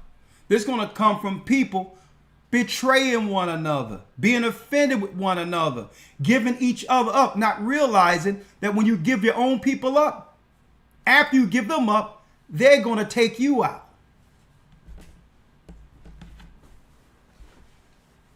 You think they're going to trust a traitor amongst them? You think you're doing them a solid by giving someone up, and they're looking at you like, well, if you don't give your own people up, why should I trust you? Get rid of him too. Get rid of her too. That means we're coming in a time where brothers and sisters have to learn how to control their emotions and control their mouths, because the outcome is not going to be what you think. You think, oh yeah. Oh yeah. Surely Master is going to spare me. All right. I came and I told him where all of them were. Surely Master is going to look out for me. They're like, nah. I'll tell you what, I need you to look over them while they're being buried. And you were sitting there with the shovel, and you sitting there smiling, and you turn around and Master say, well, is everybody buried? Is everybody covered? Yes, Master. Okay, give me that shovel real quick. Yes, Master. Bing! And now you get up in there and they throwing dirt over you. That's how it goes. Yes, Master. There's no proof of anything anywhere over here, Master. Okay, Thomas. Let me see the shovel real quick. Yes, sir. Yes, sir, Master. Bing! That's how it goes. How can they trust someone who would betray their own? See? They'll only use you to destroy your own people. These are the times we're coming in on. Right? Right? You guys them? No, the Purge movie. The Purge movie. The very first Purge, it was in our communities, and they went to some brothers on the side and had them go and start taking people out. Yeah. And remember the one he had the jab. That was his thing. He'd go around Jabbing people.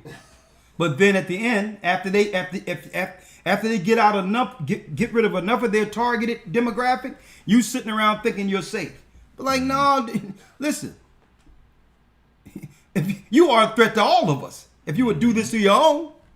Right. Then shall they deliver you up to be afflicted and shall kill you. Read. And ye shall be hated of all nations for my name's sake. Now, how do you know this isn't talking about Christians here and those who believe in Christ? Because Christians aren't hated by everyone in the world. See? It's speaking of the true believers, God's people. It says right here, and ye shall be hated of all nations for my name's sake. These are the children of Israel who are in Christ. For standing in Christ, your family and others can't stand you because you are speaking to the evil in them, hoping that they will repent. Well, guess what? They don't see it that way. And when the time comes, they're going to be the people giving you up.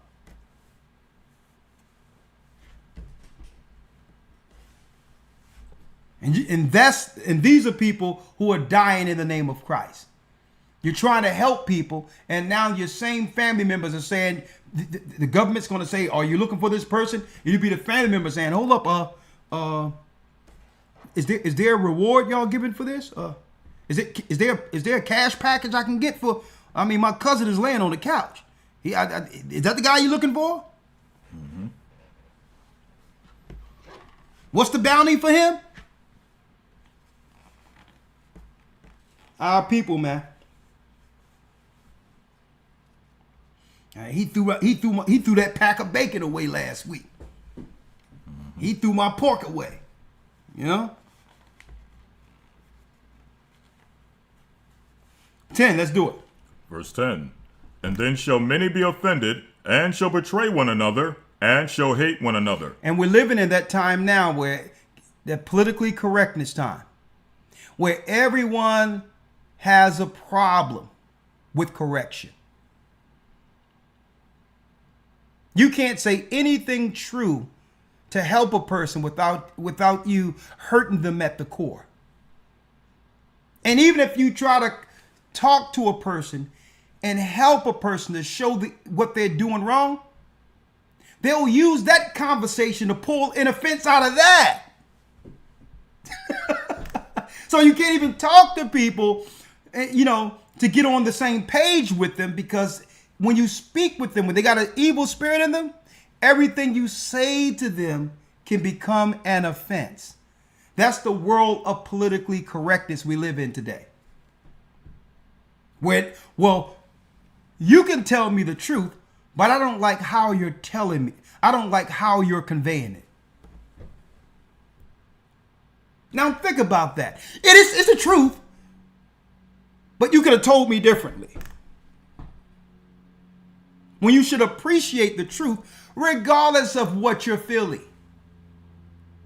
That's the world we're living in today now. And then you get down to the conversation and say, well, what I said was true, correct? Well, yeah. Well, why are you feeling a certain type of way? And what they don't want to admit is, because you see what I thought was concealed. The demon. I knew it was here, but the fact that you can see it is the problem. Now check that out. You see what I thought no one could see. I know my hang-ups. I know that this thing has always been operating in me, but I feel a certain type of way now because I concealed it for so long. I thought that no one could actually point it out. And now that you point it out, here I am. Here's the spirit you pointed out, and I'm coming after you. That's why they don't want to accept the truth, even when it's the truth. Because they will have a choice to make. They would have to get rid of the demon or allow the demon to what? Be their representative now that they can no longer conceal, and allow that demon to cut loose to fight against you now. Either get rid of it, or they can say, well, okay, you see me now, let's go. That's how it works, folks. So, because when you tell someone the truth and you're sitting there looking at them and they admitted the truth, but they're still angry, they're still finding something to be right with, folks, you up against a serious demon. Because a righteous person would just look at you and say, you know what? I'm sorry. I got to fix this. It is true. I have to change. That's when you know the spirit in that person, it has overcome that demon that have always used them to fight through as a host.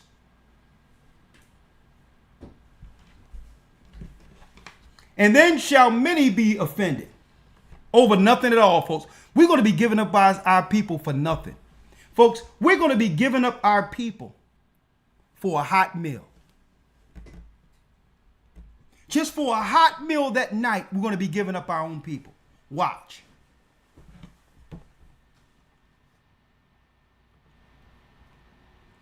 And many shall be offended and shall betray one another. Read. And shall hate one another. And shall hate one another. Read. Verse 11. And many false prophets shall rise and shall deceive many. And many false prophets shall arise and shall deceive many. Now, as Christ go down, he's going to emphasize how to identify false prophet. Okay? Because a lot of people look at T.D. Jakes and these others. It ain't talking about the line of that. These guys are just wolves in sheep's clothing. Jeremiah 23 breaks them down. Evil leaders of the people. But false prophets, Christ's going to go into it in detail within Matthew 24. Because it's really what? When shall be the end of the world and the signs of thy coming? So concerning Christ's coming, you'll have false prophets in context of what we're talking about here. The signs leading to Christ's coming. See that? So when it's talking about false prophets, it's talking about people giving you false information concerning his return. See? Like your Jesuits, who claim that there will be a rapture where Christ's going to return, pick the church up, disappear for 7 years while an antichrist is on the scene, only to come back 7 years later from the time that people disappeared. That's a false prophet that come directly from the Jesuits' doctrine. There will be no picking people up and coming back later. Okay? That don't exist. There's only the second coming of Christ. Not him coming to grab some people and saying, I'm checking out for another 7 years for an antichrist that can come on the earth and mess with y'all until I get back. That's a false prophet. There will be no rapture. That's a lie. Now we'll be caught up for those who remain, but that's upon the last trump, the coming of Christ. And even when that happens, when he catch up those who are in him, that's to join his army on the way back to earth, so that they can reign on the earth. So even they're not going to be floated up into a cloud for 7 years. They're coming right back. So the great caught up, and that's what it is when Christ returns. There is no rapture. And any preacher that's teaching that doctrine from the Jesuits is an antichrist, false prophet. Okay? 12. Verse 12. And because iniquity shall abound, the love of many shall wax cold. Because sin is at its height, the love of many shall wax cold. Why? The more we allow sin to happen in the earth, the more offenses ensue. Right? So now people are not going to know who to trust or what to trust. So people are going to hate one another. It doesn't matter if you're a family member, just the world in general will be, every individual will be against every other individual. No love, even for your own family. 13. 13. But he that shall endure unto the end, the same shall be saved. But he shall endure unto the end, the same shall be saved. Read. And this gospel of the kingdom shall be preached in all the world for a witness unto all nations, and then shall the end come. And folks, this is how you know that the Catholic Church that have set up many harlots under her isn't Christ's church. Because they've been everywhere conquering and colonizing, but yet Christ haven't returned yet. You can find the Catholic Church everywhere. So that's how you know that wasn't the gospel of truth. And what they're teaching in our neighborhoods and our communities isn't the gospel of truth. This gospel, Christ is saying, the gospel that I have taught the disciples, that I've brought in the world. This gospel of all the kingdom shall be preached into all nations, into the world, for a witness unto all races of people, and then the end shall come. Gospel means what? Good news. So what gospel was Christ talking about that the world must hear first before the return? The world have heard everything else. So what in particular is the gospel that must be heard by all people before Christ returns? It isn't in the Catholic Church. Let's real quick precept, and we're going to show you what must be taught to the whole world before Christ returns. Elder Lawyer, if you will, staying in Matthew. Matthew 10, 5, and 6.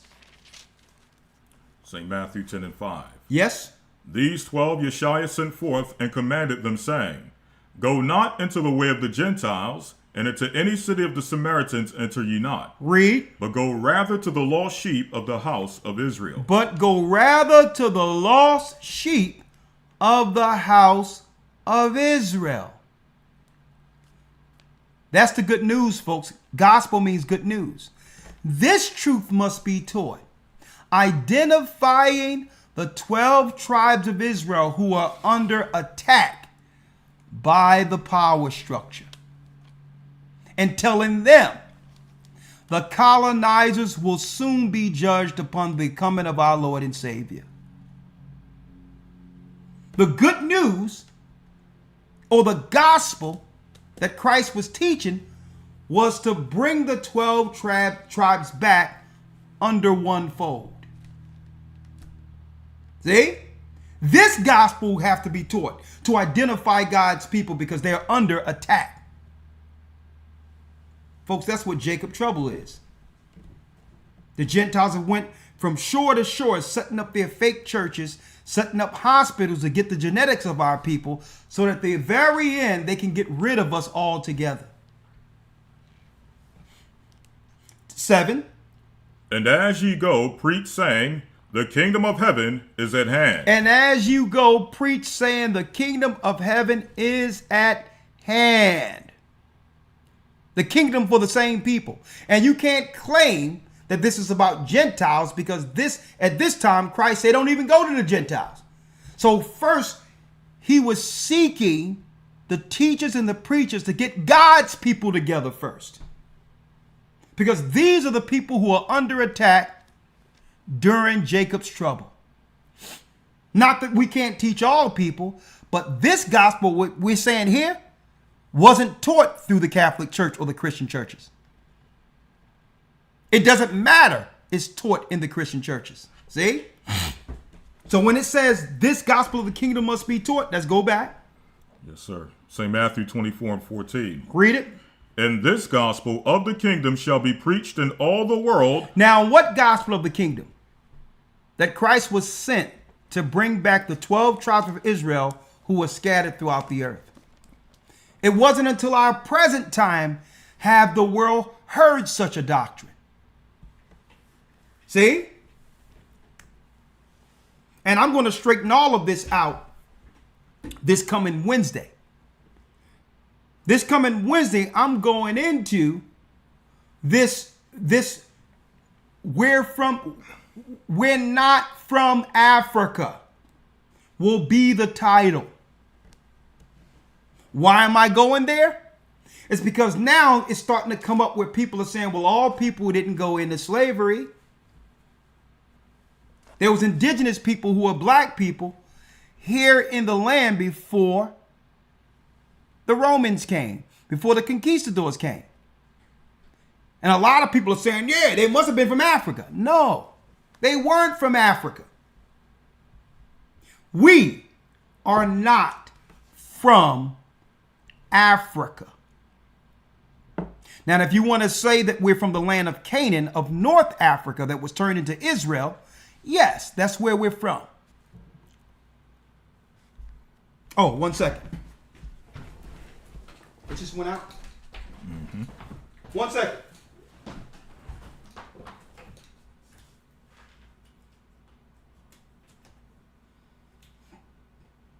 This thing get heated up and then it goes out. That's it. Go out. Yes, sir.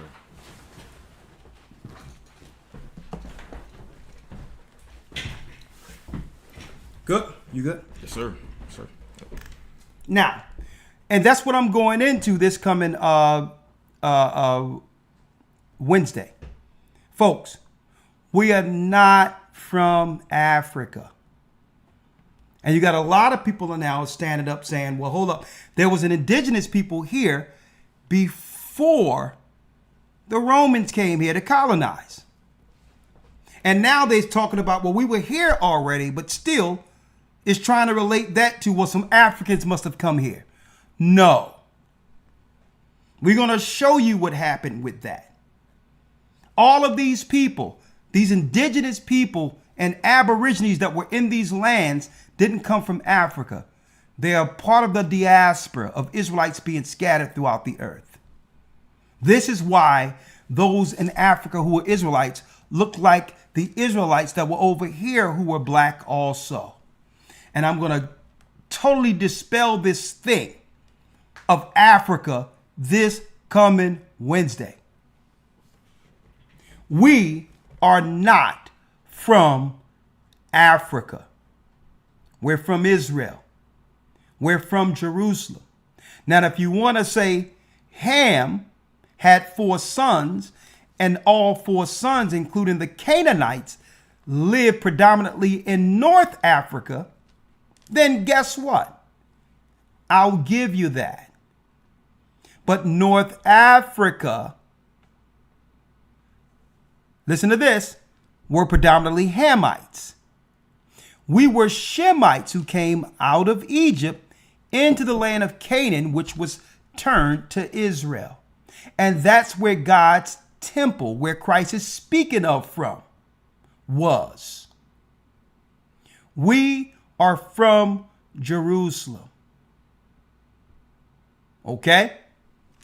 So we're going to straighten all that out this Wednesday.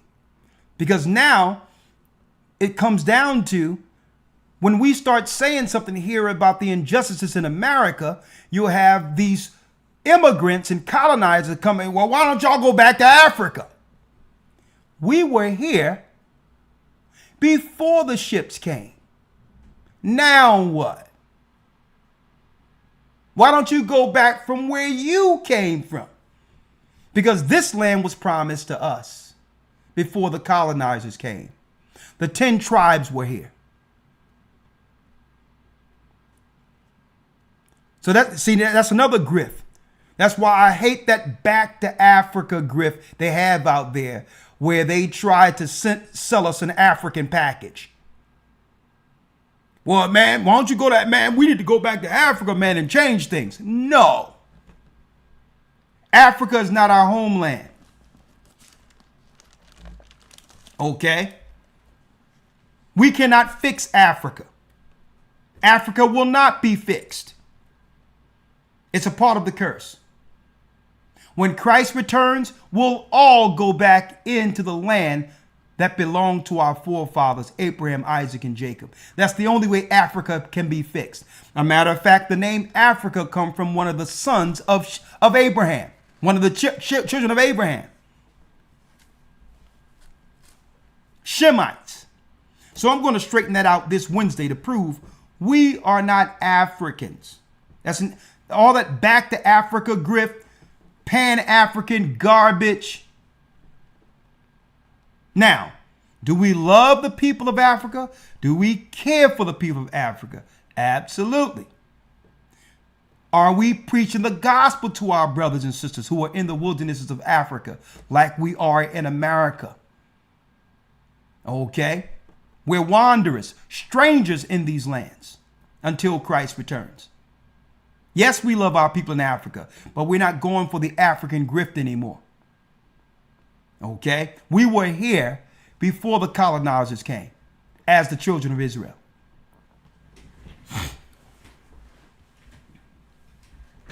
Read on. 15. When ye therefore shall see the abomination of desolation spoken of by Daniel the prophet stand in the holy place, whoso readeth, let him understand. And it says, when you therefore shall see the abomination of desolation, that's the fall of our people, Israel, Judah, Benjamin, and Levi by the hands of the Romans. That happened. That's history, folks. This happened in 70 AD. Right. So he told the disciples that we will fulfill the prophecy of losing Jerusalem. It's called the desolation that was given to what? Prophet Daniel. Stand in the holy place. Whoso readeth, let him understand. Okay. Now the holy place at this time, people thought they can go to the mount or go to certain places, but they had to leave from the outer skirts of Israel before the Romans would come. Read 16. 16. Then let them which be in Judea flee to the mountains. That's how we got into Africa. That's how we got into Morocco, Spain, and all these others. When they talk about the expulsion of Jews from Spain, it wasn't speaking of those who were dealing with the religion of Judaism. It was speaking of our people who was already scattered there, the black Israelites who were later converted by the Muslims and were called Moors. The expulsion was our people getting expelled. After we lost that history, you have other people who are converts, who are now claiming that they've always been harmed for thousands of years and expelled when the expulsion happened to us. And we're setting history straight. There was never no expulsion of Roman Jewish people.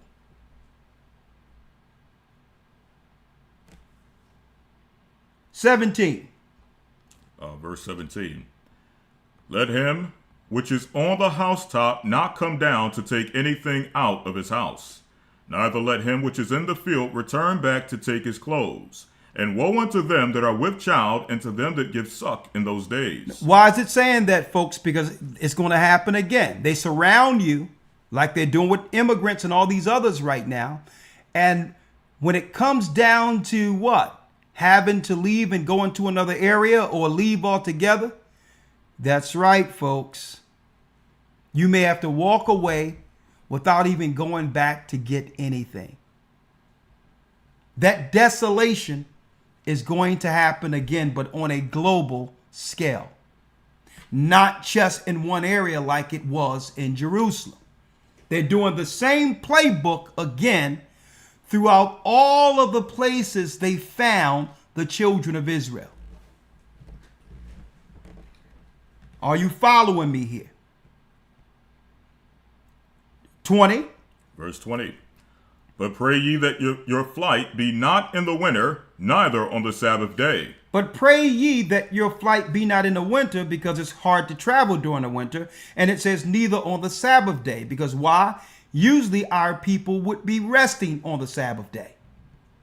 So if you're standing still and the Romans know where you are, they can easily destroy you. So usually Christ was giving us an insight. Listen, don't be trying to get out during the winter, and don't worry about it on the Sabbath day. Be out well before any of these particulars here, because the Romans will know exactly where you are on the Sabbath. You're in the synagogues, so they'll come and get you. The same way you're going to have a lot of Christians, they're going to know where to find them, because they'll all be there on a Sunday. So he's saying, well, listen, get ready to leave with what? With the clothes on your back, and if possible, a go bag. And don't try to do it when it's hard to travel, like in the wintertime. Read. 21. For then shall be great tribulation, such as was not since the beginning of the world to this time, no, nor ever shall be. Read. And except those days should be shortened, there should no flesh be saved. If Christ didn't cut Esau's time short, no flesh would make it. You have to realize, folks, Esau at the helm is a sociopath, a psychopath. Okay? He teaches through psychology, folks. Think about this. He teaches depopulation. Even within the society itself, he teaches depopulation. People against people, family against family, gender against gender, same sex, and all these other things. And it says here, because that the more you deal with these particular lifestyles, the less what? The less children will be born for the future. Get born for the future. Then if you make relationships unattainable where man cannot get along with woman, eventually there's what? You got it. No, less children.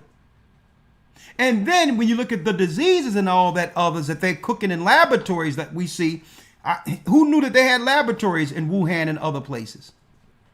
Some of these diseases or some of these solutions can lead to sterility. Attack on women's ovaries where they can't have children. On men's virility, making them sterile.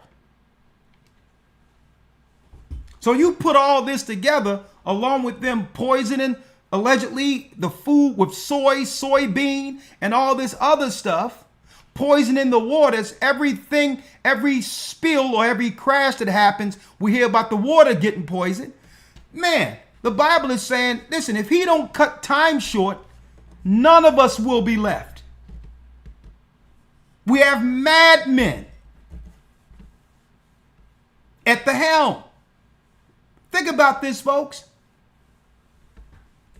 They're destroying family, separating family, making it where there's no financial stability, so that when we have children, we give up our children, and they're giving our children to the letter people to be raised. Think about this. How long do you think God, the Most High God, is going to allow this? And Christ says, listen, can't you see what they're doing? They're killing off humanity right in front of our faces, and none of us are standing up and saying enough is enough. So if you're going to allow them to take your children, poison your children, and poison your food, well, this is what you get. Because the people are weak and have given up, and guess what? They're outright fearful. So it says, except Christ shortened Esau's days, none of us would be left. And we just allowed them to operate and finish what they were doing. Folks, None of Jacob would survive this. And now I'm looking at a video and I see the gangster disciples and the gangs are all coming together and saying, listen, we're just waiting for one of our children to get hurt this summer. Or one of our women to get raped this summer. And you know what? The whole thing is going to pop off. We're gonna blow Chicago. Hold on. 1 second here. 1 second, folks. Yeah, it's overheating. 1 second.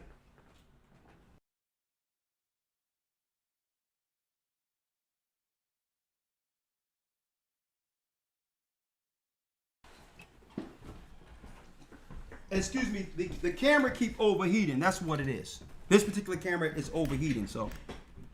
Right?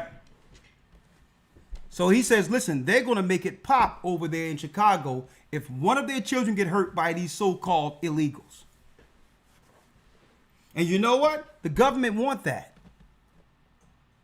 They want that because once they have that, they can bring in the National Guards and now come up with some fake group that they're going to say happened amongst black people, like the Hamas here in America. They're going to name it something else. And then they're going to be able to come after our people under the clouds of that particular group and wipe them out. Wipe our people out. Right? Mm-hmm. Read on. 22. And except those days should be shortened, there should no flesh be saved. Read. But for the elect's sake, those days shall be shortened. But for the elect's sake, for our sake, Christ is going to shorten that time, brothers and sisters. Read. 23.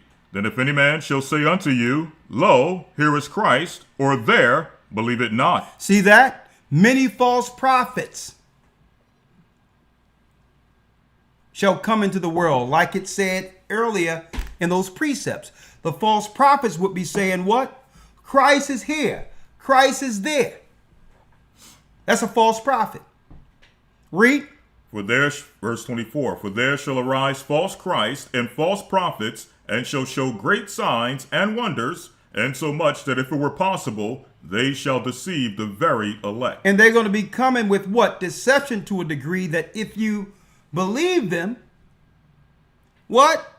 It they says, shall deceive the very elect. If you didn't know Christ, you would be deceived unless you were chosen to see exactly the end times according to Christ's words.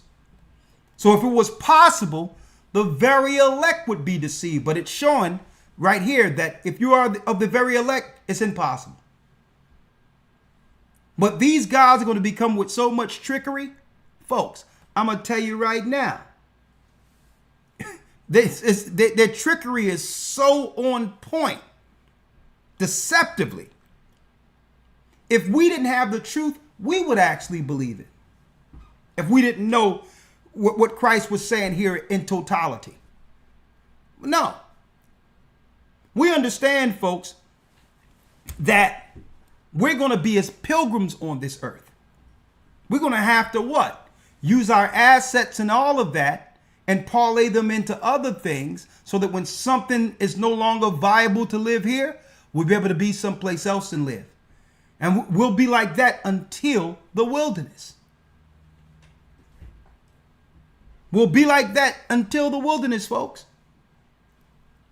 So even with us planning, making food, getting land for refuge temporarily and all that, we're doing it with the mindset that one day we'll walk away from it because we prepared something else that can give us some time to preserve time up until the coming of our Lord and Savior. Anything we receive, we know it's temporal, to be utilized for the next stage before Christ returns. That's how you plan. 25. Verse 25. Behold, I have told you before. Wherefore, if they shall say unto you, Behold, he is in the desert, go not forth. Someone say, yeah, come on to the desert. Christ is over there. This is where Christ's going to pick us up at. No. Read. Behold, he is in the secret chamber. Man, I know exactly where Christ is going to be. I know exactly where we can go. No. Why? Why you don't believe it not? Because when Christ returns, every eye shall see. So I don't know what secret sauce you think you on that I know with this one place. No. Where Christ is going to be. No. Because when Christ returns, every eye shall see him. Read. Behold, he is in the secret chambers, believe it not. Believe it not. For as the lightning cometh out of the east. And I'm going to tell you. And I'm going to show you, brothers and sisters, the super simpletons up in this world. You would have grown men with family following an unhinged woman into other countries. I need y'all to think about that. You would have grown men following a woman. That's how crazy it is right now. Where we find nothing like that anywhere in Scripture. Anywhere in the Bible can you find a woman in some type of leadership leading men towards them.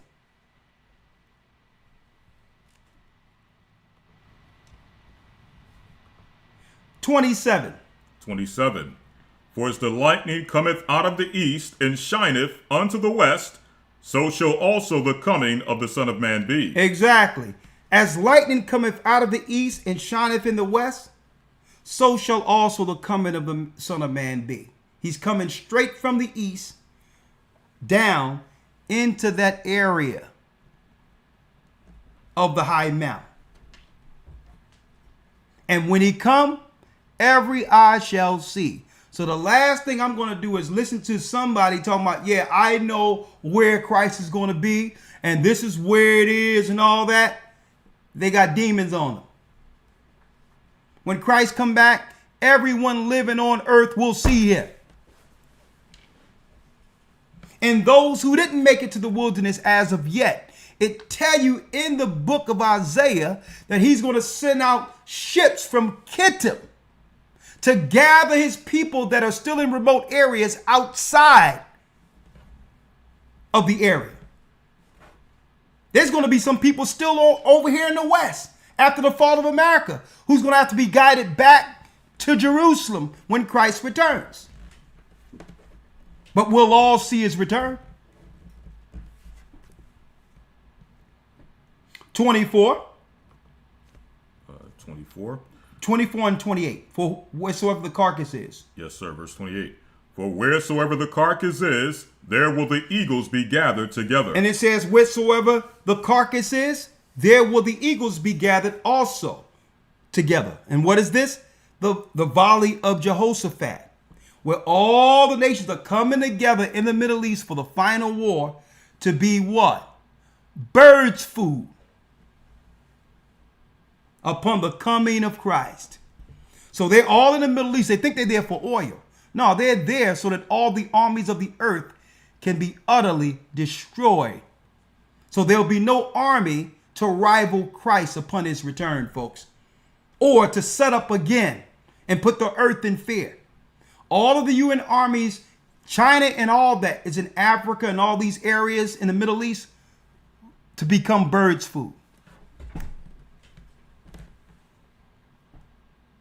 29, let's read it. 24, 29.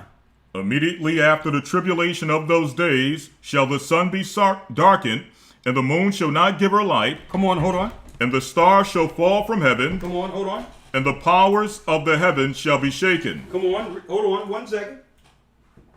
1 second. We're almost done.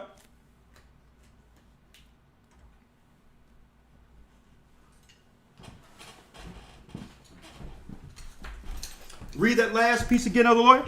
24 and 29. Yep. Immediately after the tribulation of those days shall the sun be darkened, and the moon shall not give her light, and the stars shall fall from heaven, and the powers of the heavens shall be shaken. And the powers of heaven shall be shaken. So when Christ returns, all of the stars, the moon, the sun, they'll all turn into their original angelic form to follow the only light back into the earth. That's what this is talking about, folks. All the luminaries that were created in the beginning must take their original angelic shape when Christ returns. And Christ will be the only light seen in the universe. It's going to be total darkness, dense darkness, then boom, light. And the whole world will know Christ has returned. 30. And then shall appear the sign of the Son of Man in heaven, and then shall all the tribes of the earth mourn. Why would they mourn? Everyone and their mothers are claiming they're waiting for Christ to return. Why are the tribes of the earth mourning? Because why? They received rulership for a time under Satan.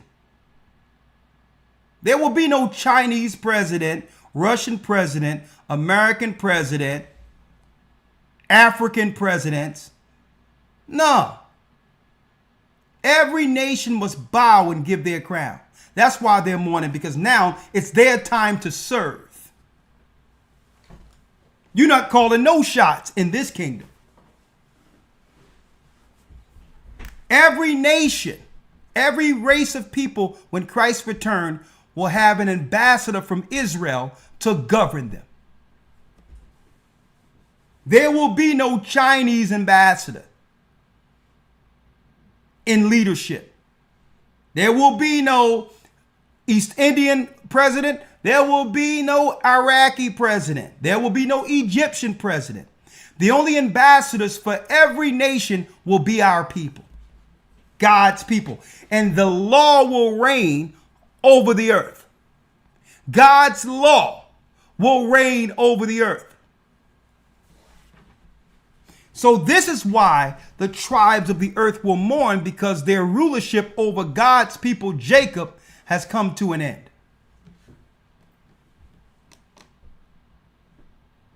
Read. And they shall see the Son of Man coming in the clouds of heaven with power and great glory. So why are they mourning? Buddha ain't going to save you in this time. Allah will not be able to save you in this time. The Vatican's God, which is Satan himself, will not be able to save you in this time. See? All the idols of the earth will fall. And all nations will bow to the true king, the King of Israel, King Judah. And his name is Yeshua. 31. And he shall send his angels with a great sound of a trumpet, and they shall gather together his elect from the four winds, from the one end of heaven to the other. Now that's crystal clear. So all of Israel is not going to be, even though a lot of us will go near the wilderness area and hope to be there, but there's going to be other Israelites throughout the four corners of the earth that's going to get guided there upon the coming of our Lord and Savior. See that? 32. Now learn a parable of the fig tree. When his branch is yet tender and putteth forth leaves, ye know that summer is nigh. So likewise ye, when ye shall see all these things, know that it is near. Know that it is near. Even at the door. Even at the doors. When you see everything that we've discussed, know that we're this close to deliverance. See, and this is why the world have gone mad. This is why they're throwing everything at Jacob now. Go ahead, please sin. Do whatever you want. You want to become a boy? You want to become a girl? Just whatever.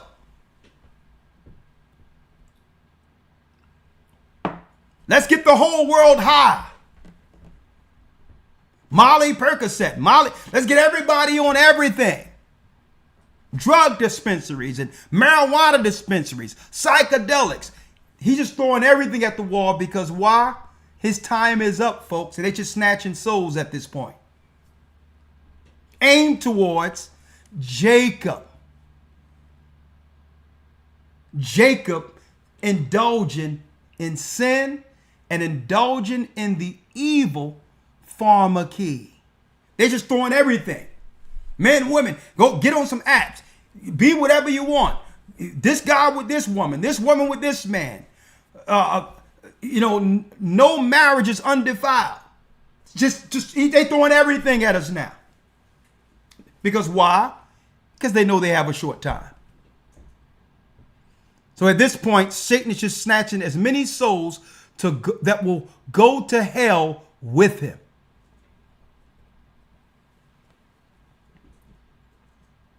(34) Verily I say unto you, this generation shall not pass till all things be fulfilled. And when it says this generation shall not pass, it's talking about the generations of what? The generations of Christ's birth to Christ's coming. The generations which is times, and a dividing of times. It's not speaking of no one generation.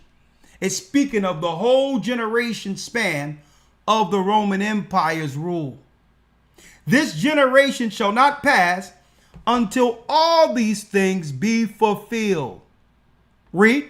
Heaven and earth shall pass away, but my words shall not pass away. Heaven and earth shall pass away, but my words shall not pass away. Read 36. But of that day and hour knoweth no man, no, not the angels of heaven, but my Father only. So no man knows the exact day or hour. How do we know this? Because the time that he gave them, he's cutting short. See? One moment. Almost done, folks. Almost done. Stick with me.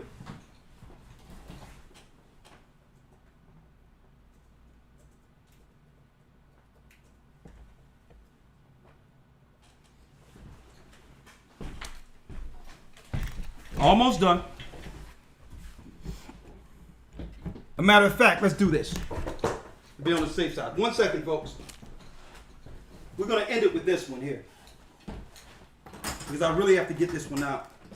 1 second.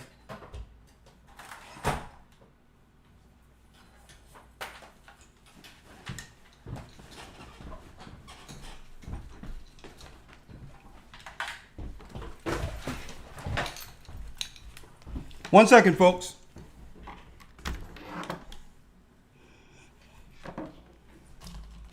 Hold that. Don't worry about it. I gotta fix that camera. That's it right there. Yep, I can use that.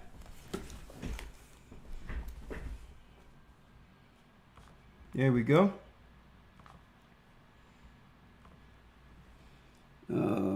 There it is. That's it right there. Ready, the lawyer? Sir. All right.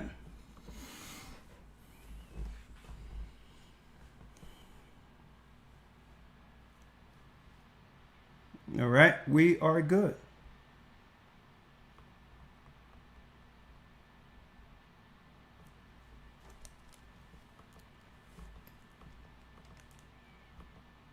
Here we go. All right, other lawyer, go ahead. 26. 36, but of that day and hour? But of that day and hour knoweth no man, no, not the angels of heaven, but my Father only. But my Father only, read. But as the days of Noe were, so shall also the coming of the Son of Man be. Same as the days of Noah. Read. For as in the days that were before the flood, they were eating and drinking, marrying and giving in marriage, until the day that Noe entered into the ark, and knew not until the flood came, and took them all away, so shall also the coming of the Son of Man be. So the taken away were those who were evil. See that? Those who didn't listen to Noah were taken away. They flipped it through the Jesuit satanic doctrine to claim that the taken away are those in the church that will be taken into the clouds, when it's the evil that will be taken away for not following the message, the gospel. And knew not until the flood came and took them all away, and so shall also the coming of the Son of Man be. Read. 40. Then shall two be in the field, the one shall be taken, The one that shall be taken are the evil. Read. and the other left. And the ones that are left are the righteous. Read. 41. Two women shall be grinding at the mill, Working. the one shall be taken, That because they didn't listen. and the other left. The ones that are left are the righteous. Read. 42. Watch therefore, for ye know not what hour your Lord doth come. Watch ye therefore, for ye know not what hour your Lord doeth come. Now, in preparation for this, right? Let's go into what we see with the migrants and all that real quick. Let's go into real quick 2nd Esdras, where it talks about be like pilgrims in that day, and they shall put you out of your houses. 16 and 40. 1 second, Elder Lawyer.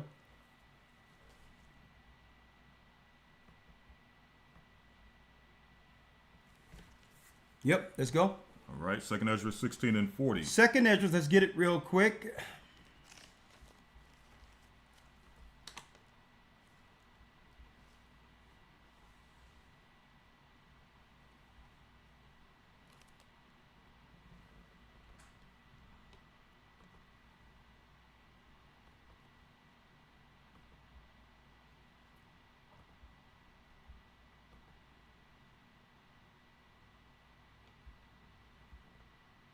Yeah, that's it.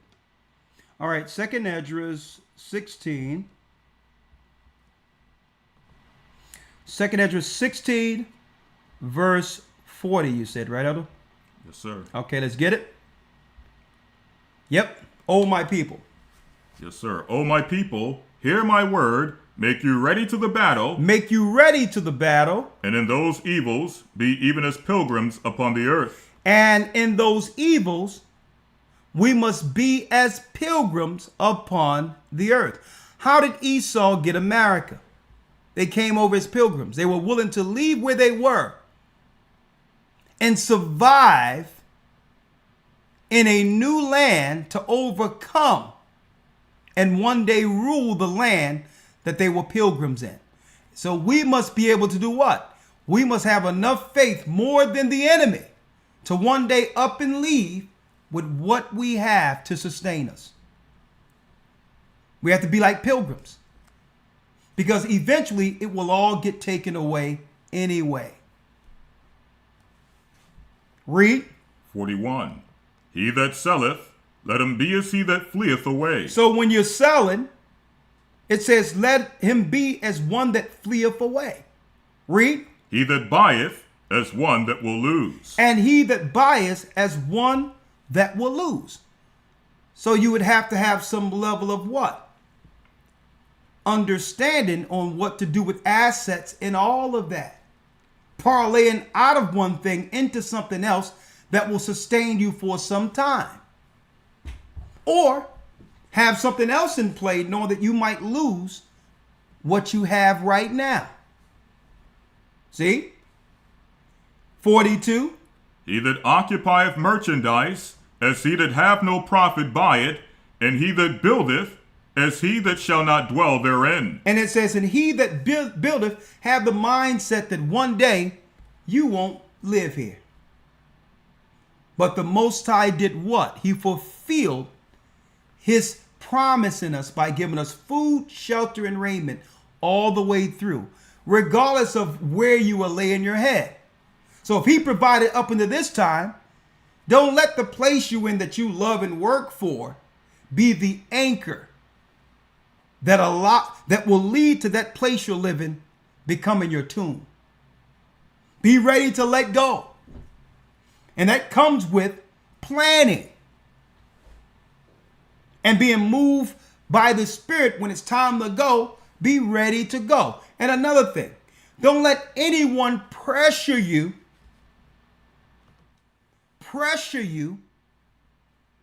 into doing something. Operate in the Spirit.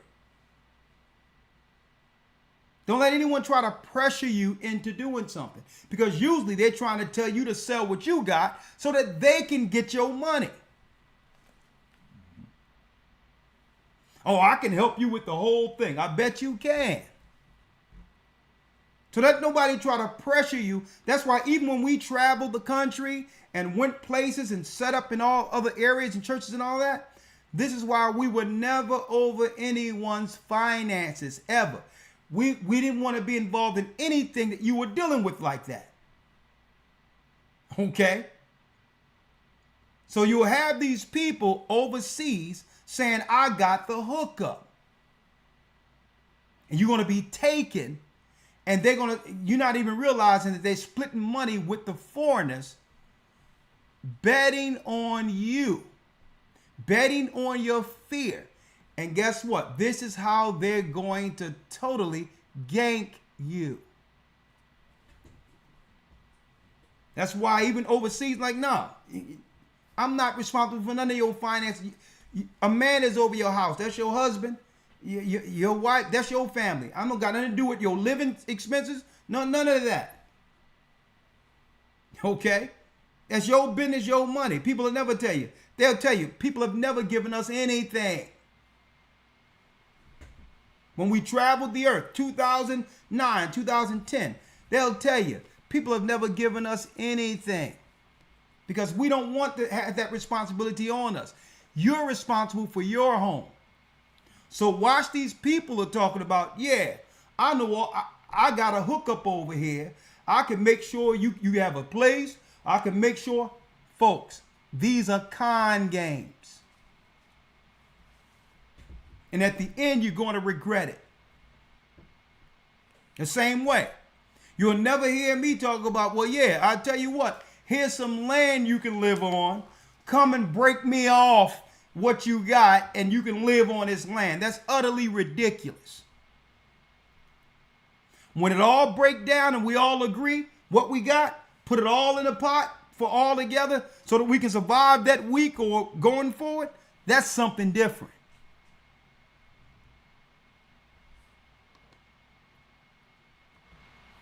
He that occupieth merchandise as he that have no profit by it, and he that buildeth as he that shall not dwell therein. Read. 43. He that soweth as if he should not reap, so also he that planteth the vineyard as he that shall not gather the grapes. Now let's go down to where it talks about they shall put you out of your houses. Yes, sir. Verse 70. Let's go straight to 70, the 70th verse. For there shall be in every place and in the next cities a great insurrection upon those that fear the Lord. And this is what's going on in Chicago and the inner cities, and with the so-called migrant crisis. It's not a migrant. There's no crisis going on, folks, at all. This is war. They've incentivized other people to war against Judah and Israel in the inner cities. This is what we're looking at. The great insurrection upon those who fear God. Against us, the true believers. And what's going to happen? Read 71. They shall be like mad men, sparing none. Sparing none. And that's these people they let in your communities. They're going to be madmen. They're going to be taking people's children. You're going to hear about organ harvesting. You're going to hear about our children going missing. All these people that are operating in the black market that was doing it in other countries, they're next door to you now. They're next door to you now. So if they if some rich guy in the country they come from need a kidney, need a heart, need an organ, guess what, folks? Easy pickings. They're in the midst of the children of Israel with these healthy organs, with these healthy bodies, whom the world have no worth in. The world could care less for these people. So if somebody from their homeland needs some organs, they're going to be able to get some quick bucks by snatching people. And I'm going to tell you, it's going to be outright warfare. in these communities.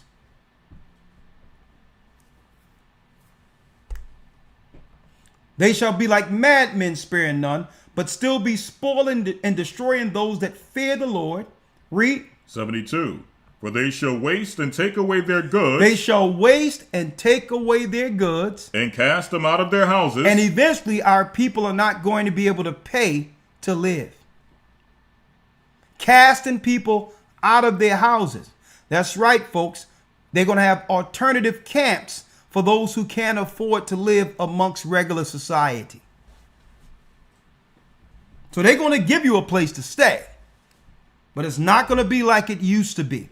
All of the housing in our community now have been transferred over to the mercenaries you see who are in your inner cities labeled as migrants.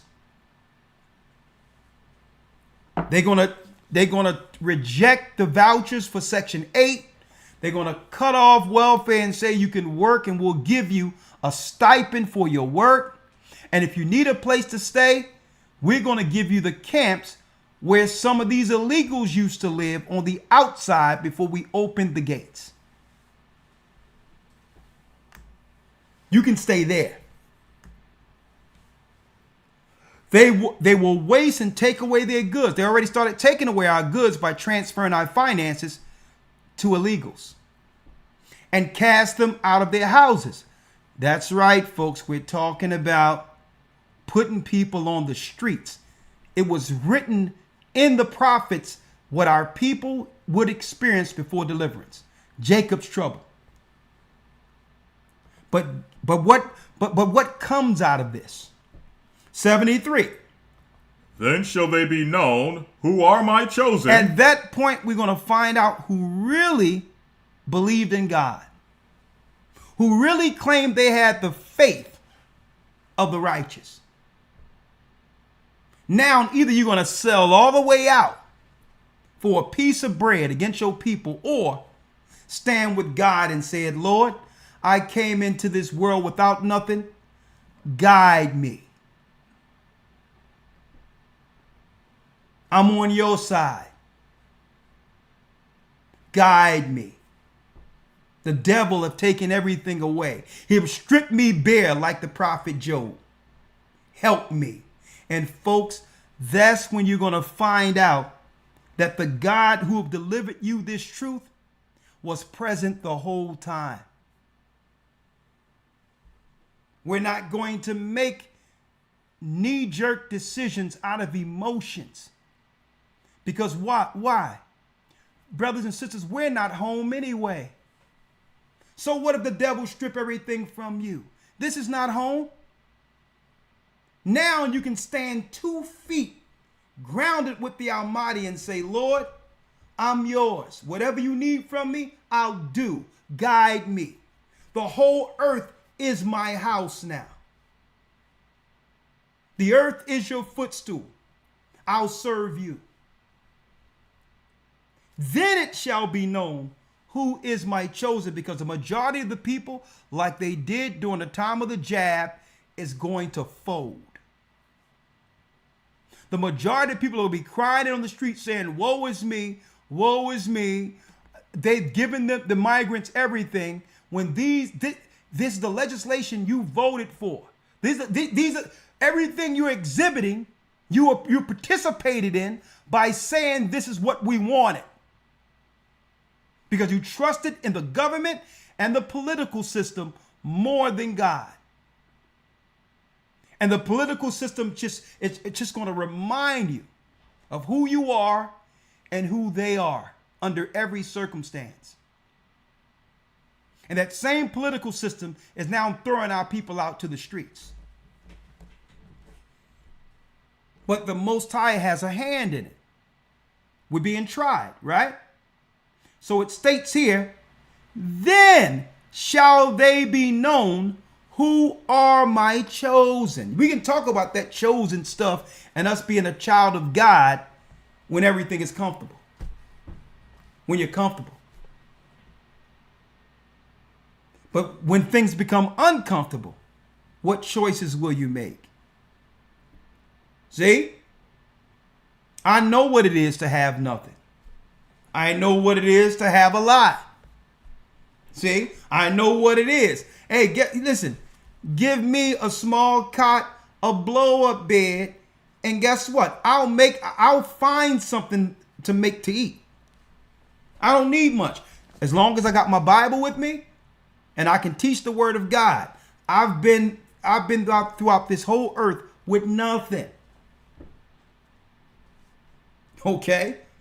So to know how to adjust under any circumstance, because it's the Most High who guides us. It's the Most High who was with me when I had nothing and have guided me to be able to get substance, knowing that what? A drought is coming. And we're going to have to feed ourselves for a time because the enemy is drawing back any finances that's aimed towards helping God's people. So it's on us now.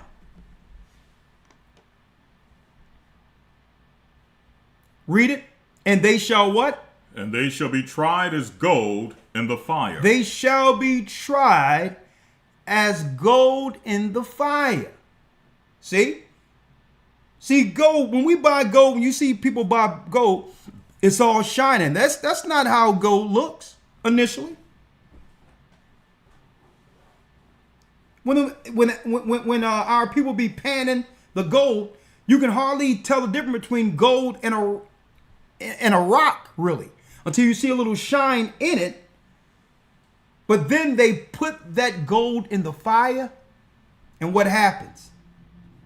All the infirmities and soil burns out of it, and the gold begins to shine as liquid, separated particles from the bad stuff. And then you get that golden nugget that shines because what? All the dirt, all the stuff that took away its luster or stopped its luster no longer is a part of the gold itself. This is what the Most High will do with everyone he loves. He will purge us to separate us from the infirmities that leads us to hell so that we're shining like pure gold. So now it's not the substance and the things we have acquired and the stuff we've acquired is the example of success or what we can actually be proud about concerning our achievements. Because these things can be taken away. Things can be taken away. So we look at the things we've acquired or accumulated as the bar for success to show forth a blessing. Well, what if the Most High take it away?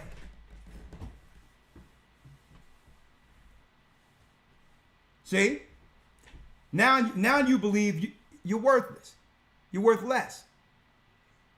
Because everything was wrapped up into things. Your worth, your acceptance to the world was based on the things you've accumulated. When really that's not what the Most High is looking at. He's looking at the inner man. Because he can take you anywhere. He can bring you down and make you poor, or he can make you rich overnight. It's what's in you. And that's the spirit you take as a pilgrim anywhere. Anything that I build any place, I can do it anywhere on this earth because it's in me to do. Because I don't trust in one territory, one thing, one place. I trust in the Almighty and I trust in his Son. Christ could have had anything in this earth, but he walked this earth as a pilgrim and was able to utilize everything in it. Hey, Peter, James, others, put down your net. Put down your net and come follow me. I'm going to make you fishers of men. How much did Christ pay for a boat? Nothing. They cleaned that fish smell out of the boat and they traveled all throughout the areas of Israel on the outer skirts to teach the gospel. Here it is. There was no planes back then, but now Christ has a boat. He has ships now. So there was no need for him to try to acquire things because the whole earth serviced him for God's sake. And that's the mentality we must have, that the Most High has what? He has something to sustain us somewhere else if we walk away. Don't panic. Now let's talk about money real quick. Ecclesiastes, Elder Lawyer, 7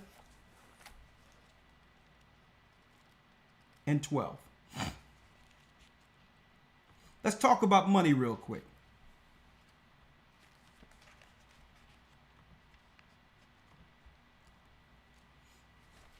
Ecclesiastes 7 and 12. Let's read that. Ecclesiastes 7 and 12. Yeah, read it. For wisdom is a defense. Wisdom is a defense. See, that's our defense system. See? Wisdom. Wisdom lets us know not to listen to anything the enemy tells us. That the enemy isn't telling us anything for our benefit. So the wisdom tells me to defend myself, my body, my health alive. I must not listen to the deceivers. They use fear as a way of trapping us.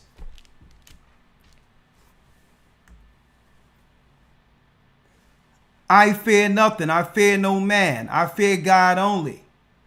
Therefore, I could care less what they're using out there to scare us into destroying ourselves. That's why years ago, when there was fear 24 hours a day, I was ignoring that junk. And I continue to teach the word of God. And I was outside every day looking at the whole world who claimed that they had it going on and had all this power. Grown men running around scared to come outside. Folks, that was a great sign for me in of itself. In of itself, to prove how weak and scared people really are. You will have people, folks, who would destroy a man with his bare hands, out there scared of something they said was floating up outside and was scared to get next to other people. I was checking everyone out. And you know what? I was walking every day like everything was cool. Everybody got a mask on and I'm sitting there with no mask looking at these people and they looking at me like something is wrong with me. Because I wanted to prove at the end of it, when they see me again, after the scare is gone, maybe they would have some level of inquisitive spirit to ask me questions like, you didn't do anything. Why aren't you dead? I thought that maybe something would jog in them to say, well, hold up. This guy didn't follow none of this crap and wasn't scared of anything. What God you serve? And at that point, I understood how fake this world is and how fake people are. Because they'll play hard and strong. They'll play like they're tough and all that. But the only thing the government have to say is that something is floating around. And in that instance, they can take you out. Because you're scared, they know exactly where you're going to be because you're scared to come outside.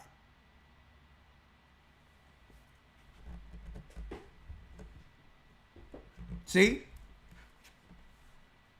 Wisdom is a defense. And money is a defense. And money is a what? Is a defense. Is a defense. Money in of itself isn't bad if you know what to do with it. See? If you have the wisdom of the Almighty, you know that there's going to be a time where the money is going to come freely, and you know when eventually it'll be cut off. So what I'm going to do with the money before they cut it off? Put it into something tangible that will sustain when the system fails. And I'm going to be talking about that even while we're at the symposium in a couple of weeks. In Augusta, I'm going to be talking about that. Because here it is, we're making all this money and this salary with all these degrees, and at the end of the year, we don't have any money to show for all the work we've actually put in for these corporations or others. So that's a slave. That's a slave. Think about it. The slave quarters were actually paid for by the plantation owners. That means they were willing to pay for our quarters as long as we worked. Our dental, when we got sick, they had to pay for our health care because you can't have a sick slave, right? That would slow up the work. So they had to pay for all of that. Now they made it where they put you in a system where you work and you have to pay for it yourself now with nothing to show for it. So they just changed the dynamics of slavery or servitude. But instead, we're paying for our own now, opposed to them paying for it. So if you're not seeing anything at the end of the year for what you're actually, for what you've actually sown and working, what's the difference between that and being on the plantations? There was nothing to show for it back then, but we still had a place to stay. We had we had food every day, and our health care was taken care of. So it's really no different. It's just a higher standard from where we were. Just a little higher standard. The optics of freedom. So understand it says, for wisdom is a defense, money is a defense. So money in of itself isn't bad if you know how to plan. Ask the prophets. Abraham had much. Isaac had much. The 12 tribes had much. But they understood what to do with it. Money is a defense, but what's excellent above them all? Read. But the excellency of knowledge. But the excellency of knowledge is that wisdom giveth life to them that have it. Wisdom giveth life to them that have it. With all of it, you must have the knowledge to know how to deal with resources. If you're just chasing money and don't have wisdom, the money will do nothing. You'll just spend it and put it back into the system to those who are oppressing you. So money is a defense. If you understand, well, a certain portion of this go towards not a rainy day. Okay? We're talking about a famine where there's nothing left. What resources do I have in place to sustain myself for a time? We're going to be discussing that in the near future. Last, now when does money work counter to people? When it's counter to why God says money is a defense. So there's pros and cons. The pro is, if you got money, you can plan, you can do things. It gives you flexibility. It gives you choices in case of emergencies, right? So it can defend you against a lot of things, right? Now, this is where money goes wrong. Let's go to 1 Timothy 6. 1 Timothy 6, verse 10. Let's read it. 1 Timothy 6 and 10. For the love of money. For the what? For the love of money. For the love of money. Is the root of all evil. Is the root of all evil. See? That's the root of everything evil. When your objective or your overall objective from any scenario is money. I want the money. If you're doing something strictly for the money, that's the root of all evil, because now someone can come dangle some money over you in exchange for your soul. See? In exchange for you betraying your own people. Because they know you just want the money. Like people are saying, I'm out here to get the bag. But at what cost? Your soul? See? It's the love of money is the root of all evil. But if you have objectives and you have plans in place where you're getting finances, knowing that you're preparing for when things break down, that's not the love of money. That's money as a defense. Y'all see the difference? So if you're doing something and it's strictly to maximize profit, because you want to make more money and let me take this money and make more money, then no, that's the love of money. That means at any time, Satan can use that for an exchange for something. Y'all got that? I want y'all to understand the difference. Read on. We'll end it here. Which while some coveted after. Like we see last Wednesday, the music business. They know our people are impoverished, and they offer our people what? Prestige, recognition, and finances for an exchange on something. Give up your people. Sell your soul. Compromise your morality. And we'll give you all the money you want. Help destroy your people. Because if they know this is what you're looking for, this is what you're covet after. You're just coveting and wanting things to shop and do this, that, and the other. While some coveted after. That means some people, their whole existence is that. So the enemy can use that in instances like we see with P. Diddy and others. Because that's all they want. They're not thinking about how can I save my people? How can anything I acquire can benefit God's people? If something go down, what can I do to sustain the people who are now being what?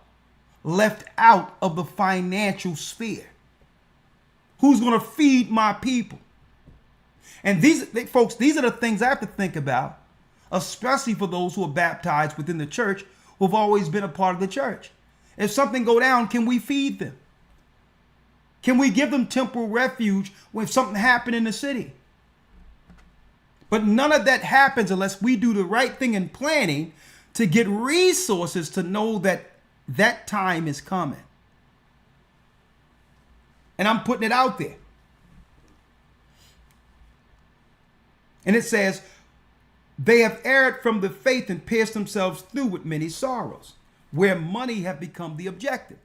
And I'm putting this out there because when you see us doing things like the Royalty Summit that's coming, this coming in 2 weeks, folks, that's a church initiative. Guess how much money I get out of that? Zero. I get a donut from that. I'm willing to give my time and my spirit and my know-how to be a part of it because I know we can accumulate some finances that can go back into the gathering of Christ Church.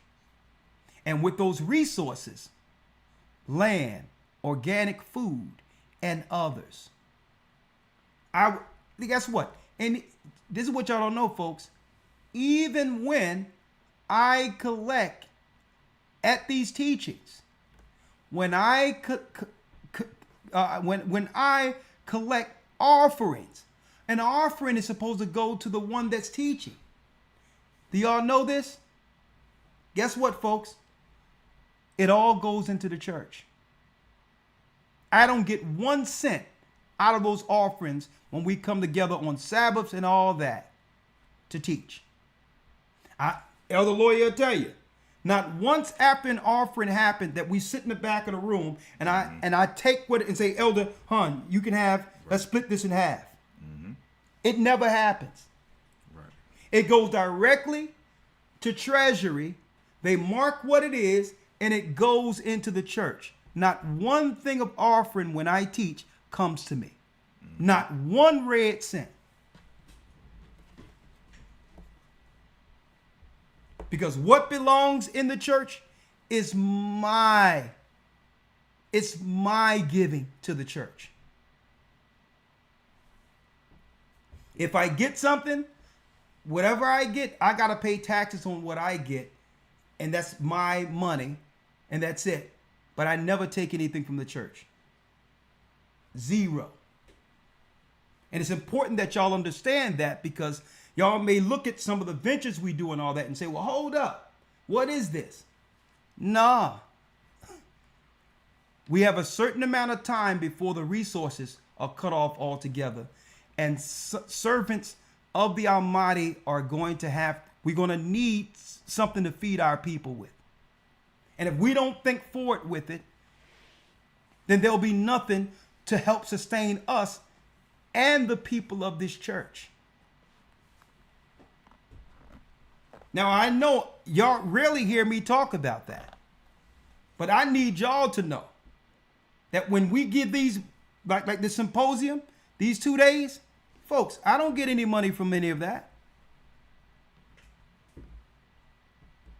Them tireless nights where I got to be there for the people and pray with the people and talk with the people, set up everything that's going to be there. I'll be there for the play. The next day I'll teach the next morning, and I'll be tired coming in Sunday morning. And guess what I get, folks? A big fat zero. But it's good enough to know that it's going into the church.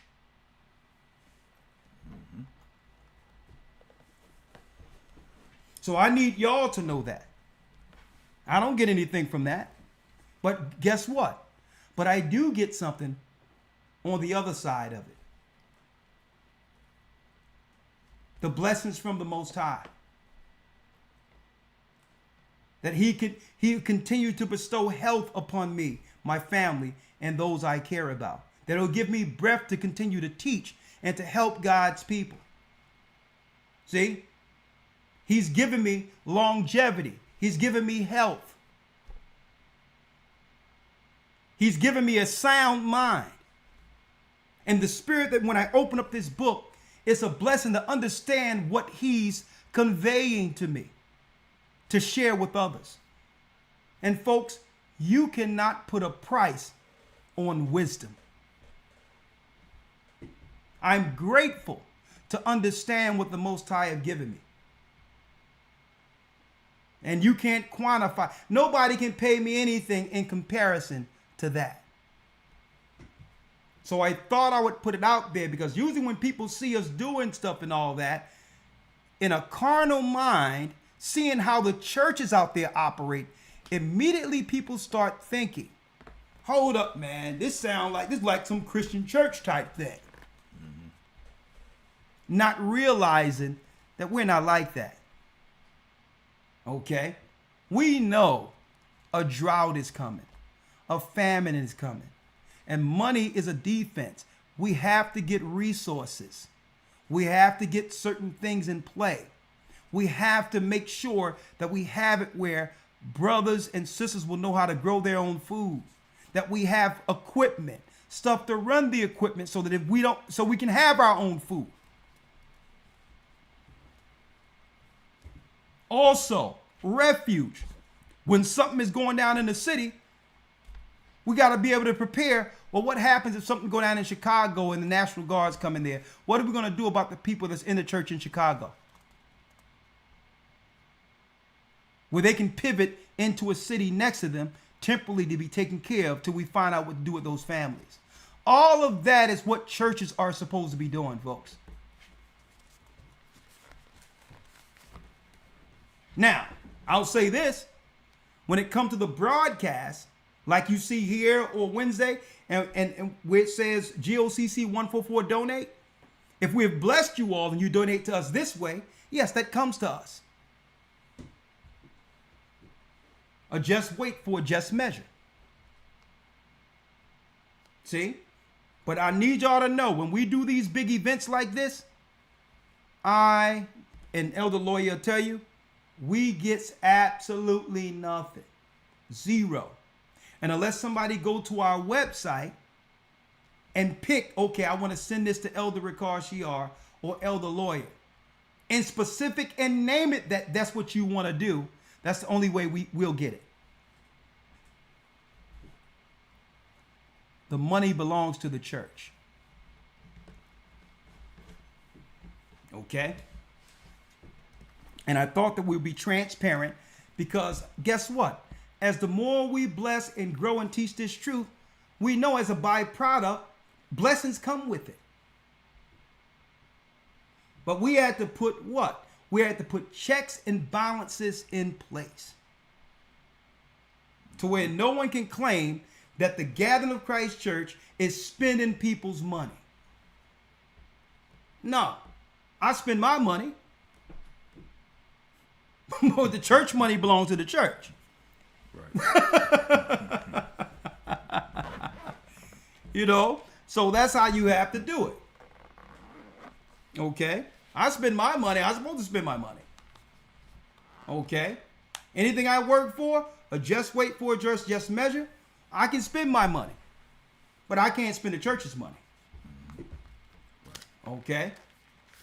So when we do these things, when I'm at Passover, folks, and all that money be given for donations and all that, folks, it's labeled. The accountant labels everything, and it's put away. Mm-hmm. And it goes into if we have to set up a church somewhere or whatever the case is in a new location. We have the money for it. If people are suffering or whatever the case is, when people sometimes, unfortunately, the Most High take a few of our members, guess what? We got to be there to help in bereavements and all these others. So I'm being honest with y'all, so y'all straight out, so that there's no speculation out there, because you have an evildoer on the sidelines looking at, man, look at what they doing. Then you have them really, the pocket watchers. They'll be sitting there counting how many heads in the audience. Okay, where my calculator at? Money is a defense. Okay? With that, shalom. Get ready, folks. We're in for a serious summer. Watch your children. We're living in the end of days. See you tomorrow at the Academy. Shalom. Shalom. I opened up the book and see that the apple of your eye included me, and through the tribulation I know I must stand, for I knew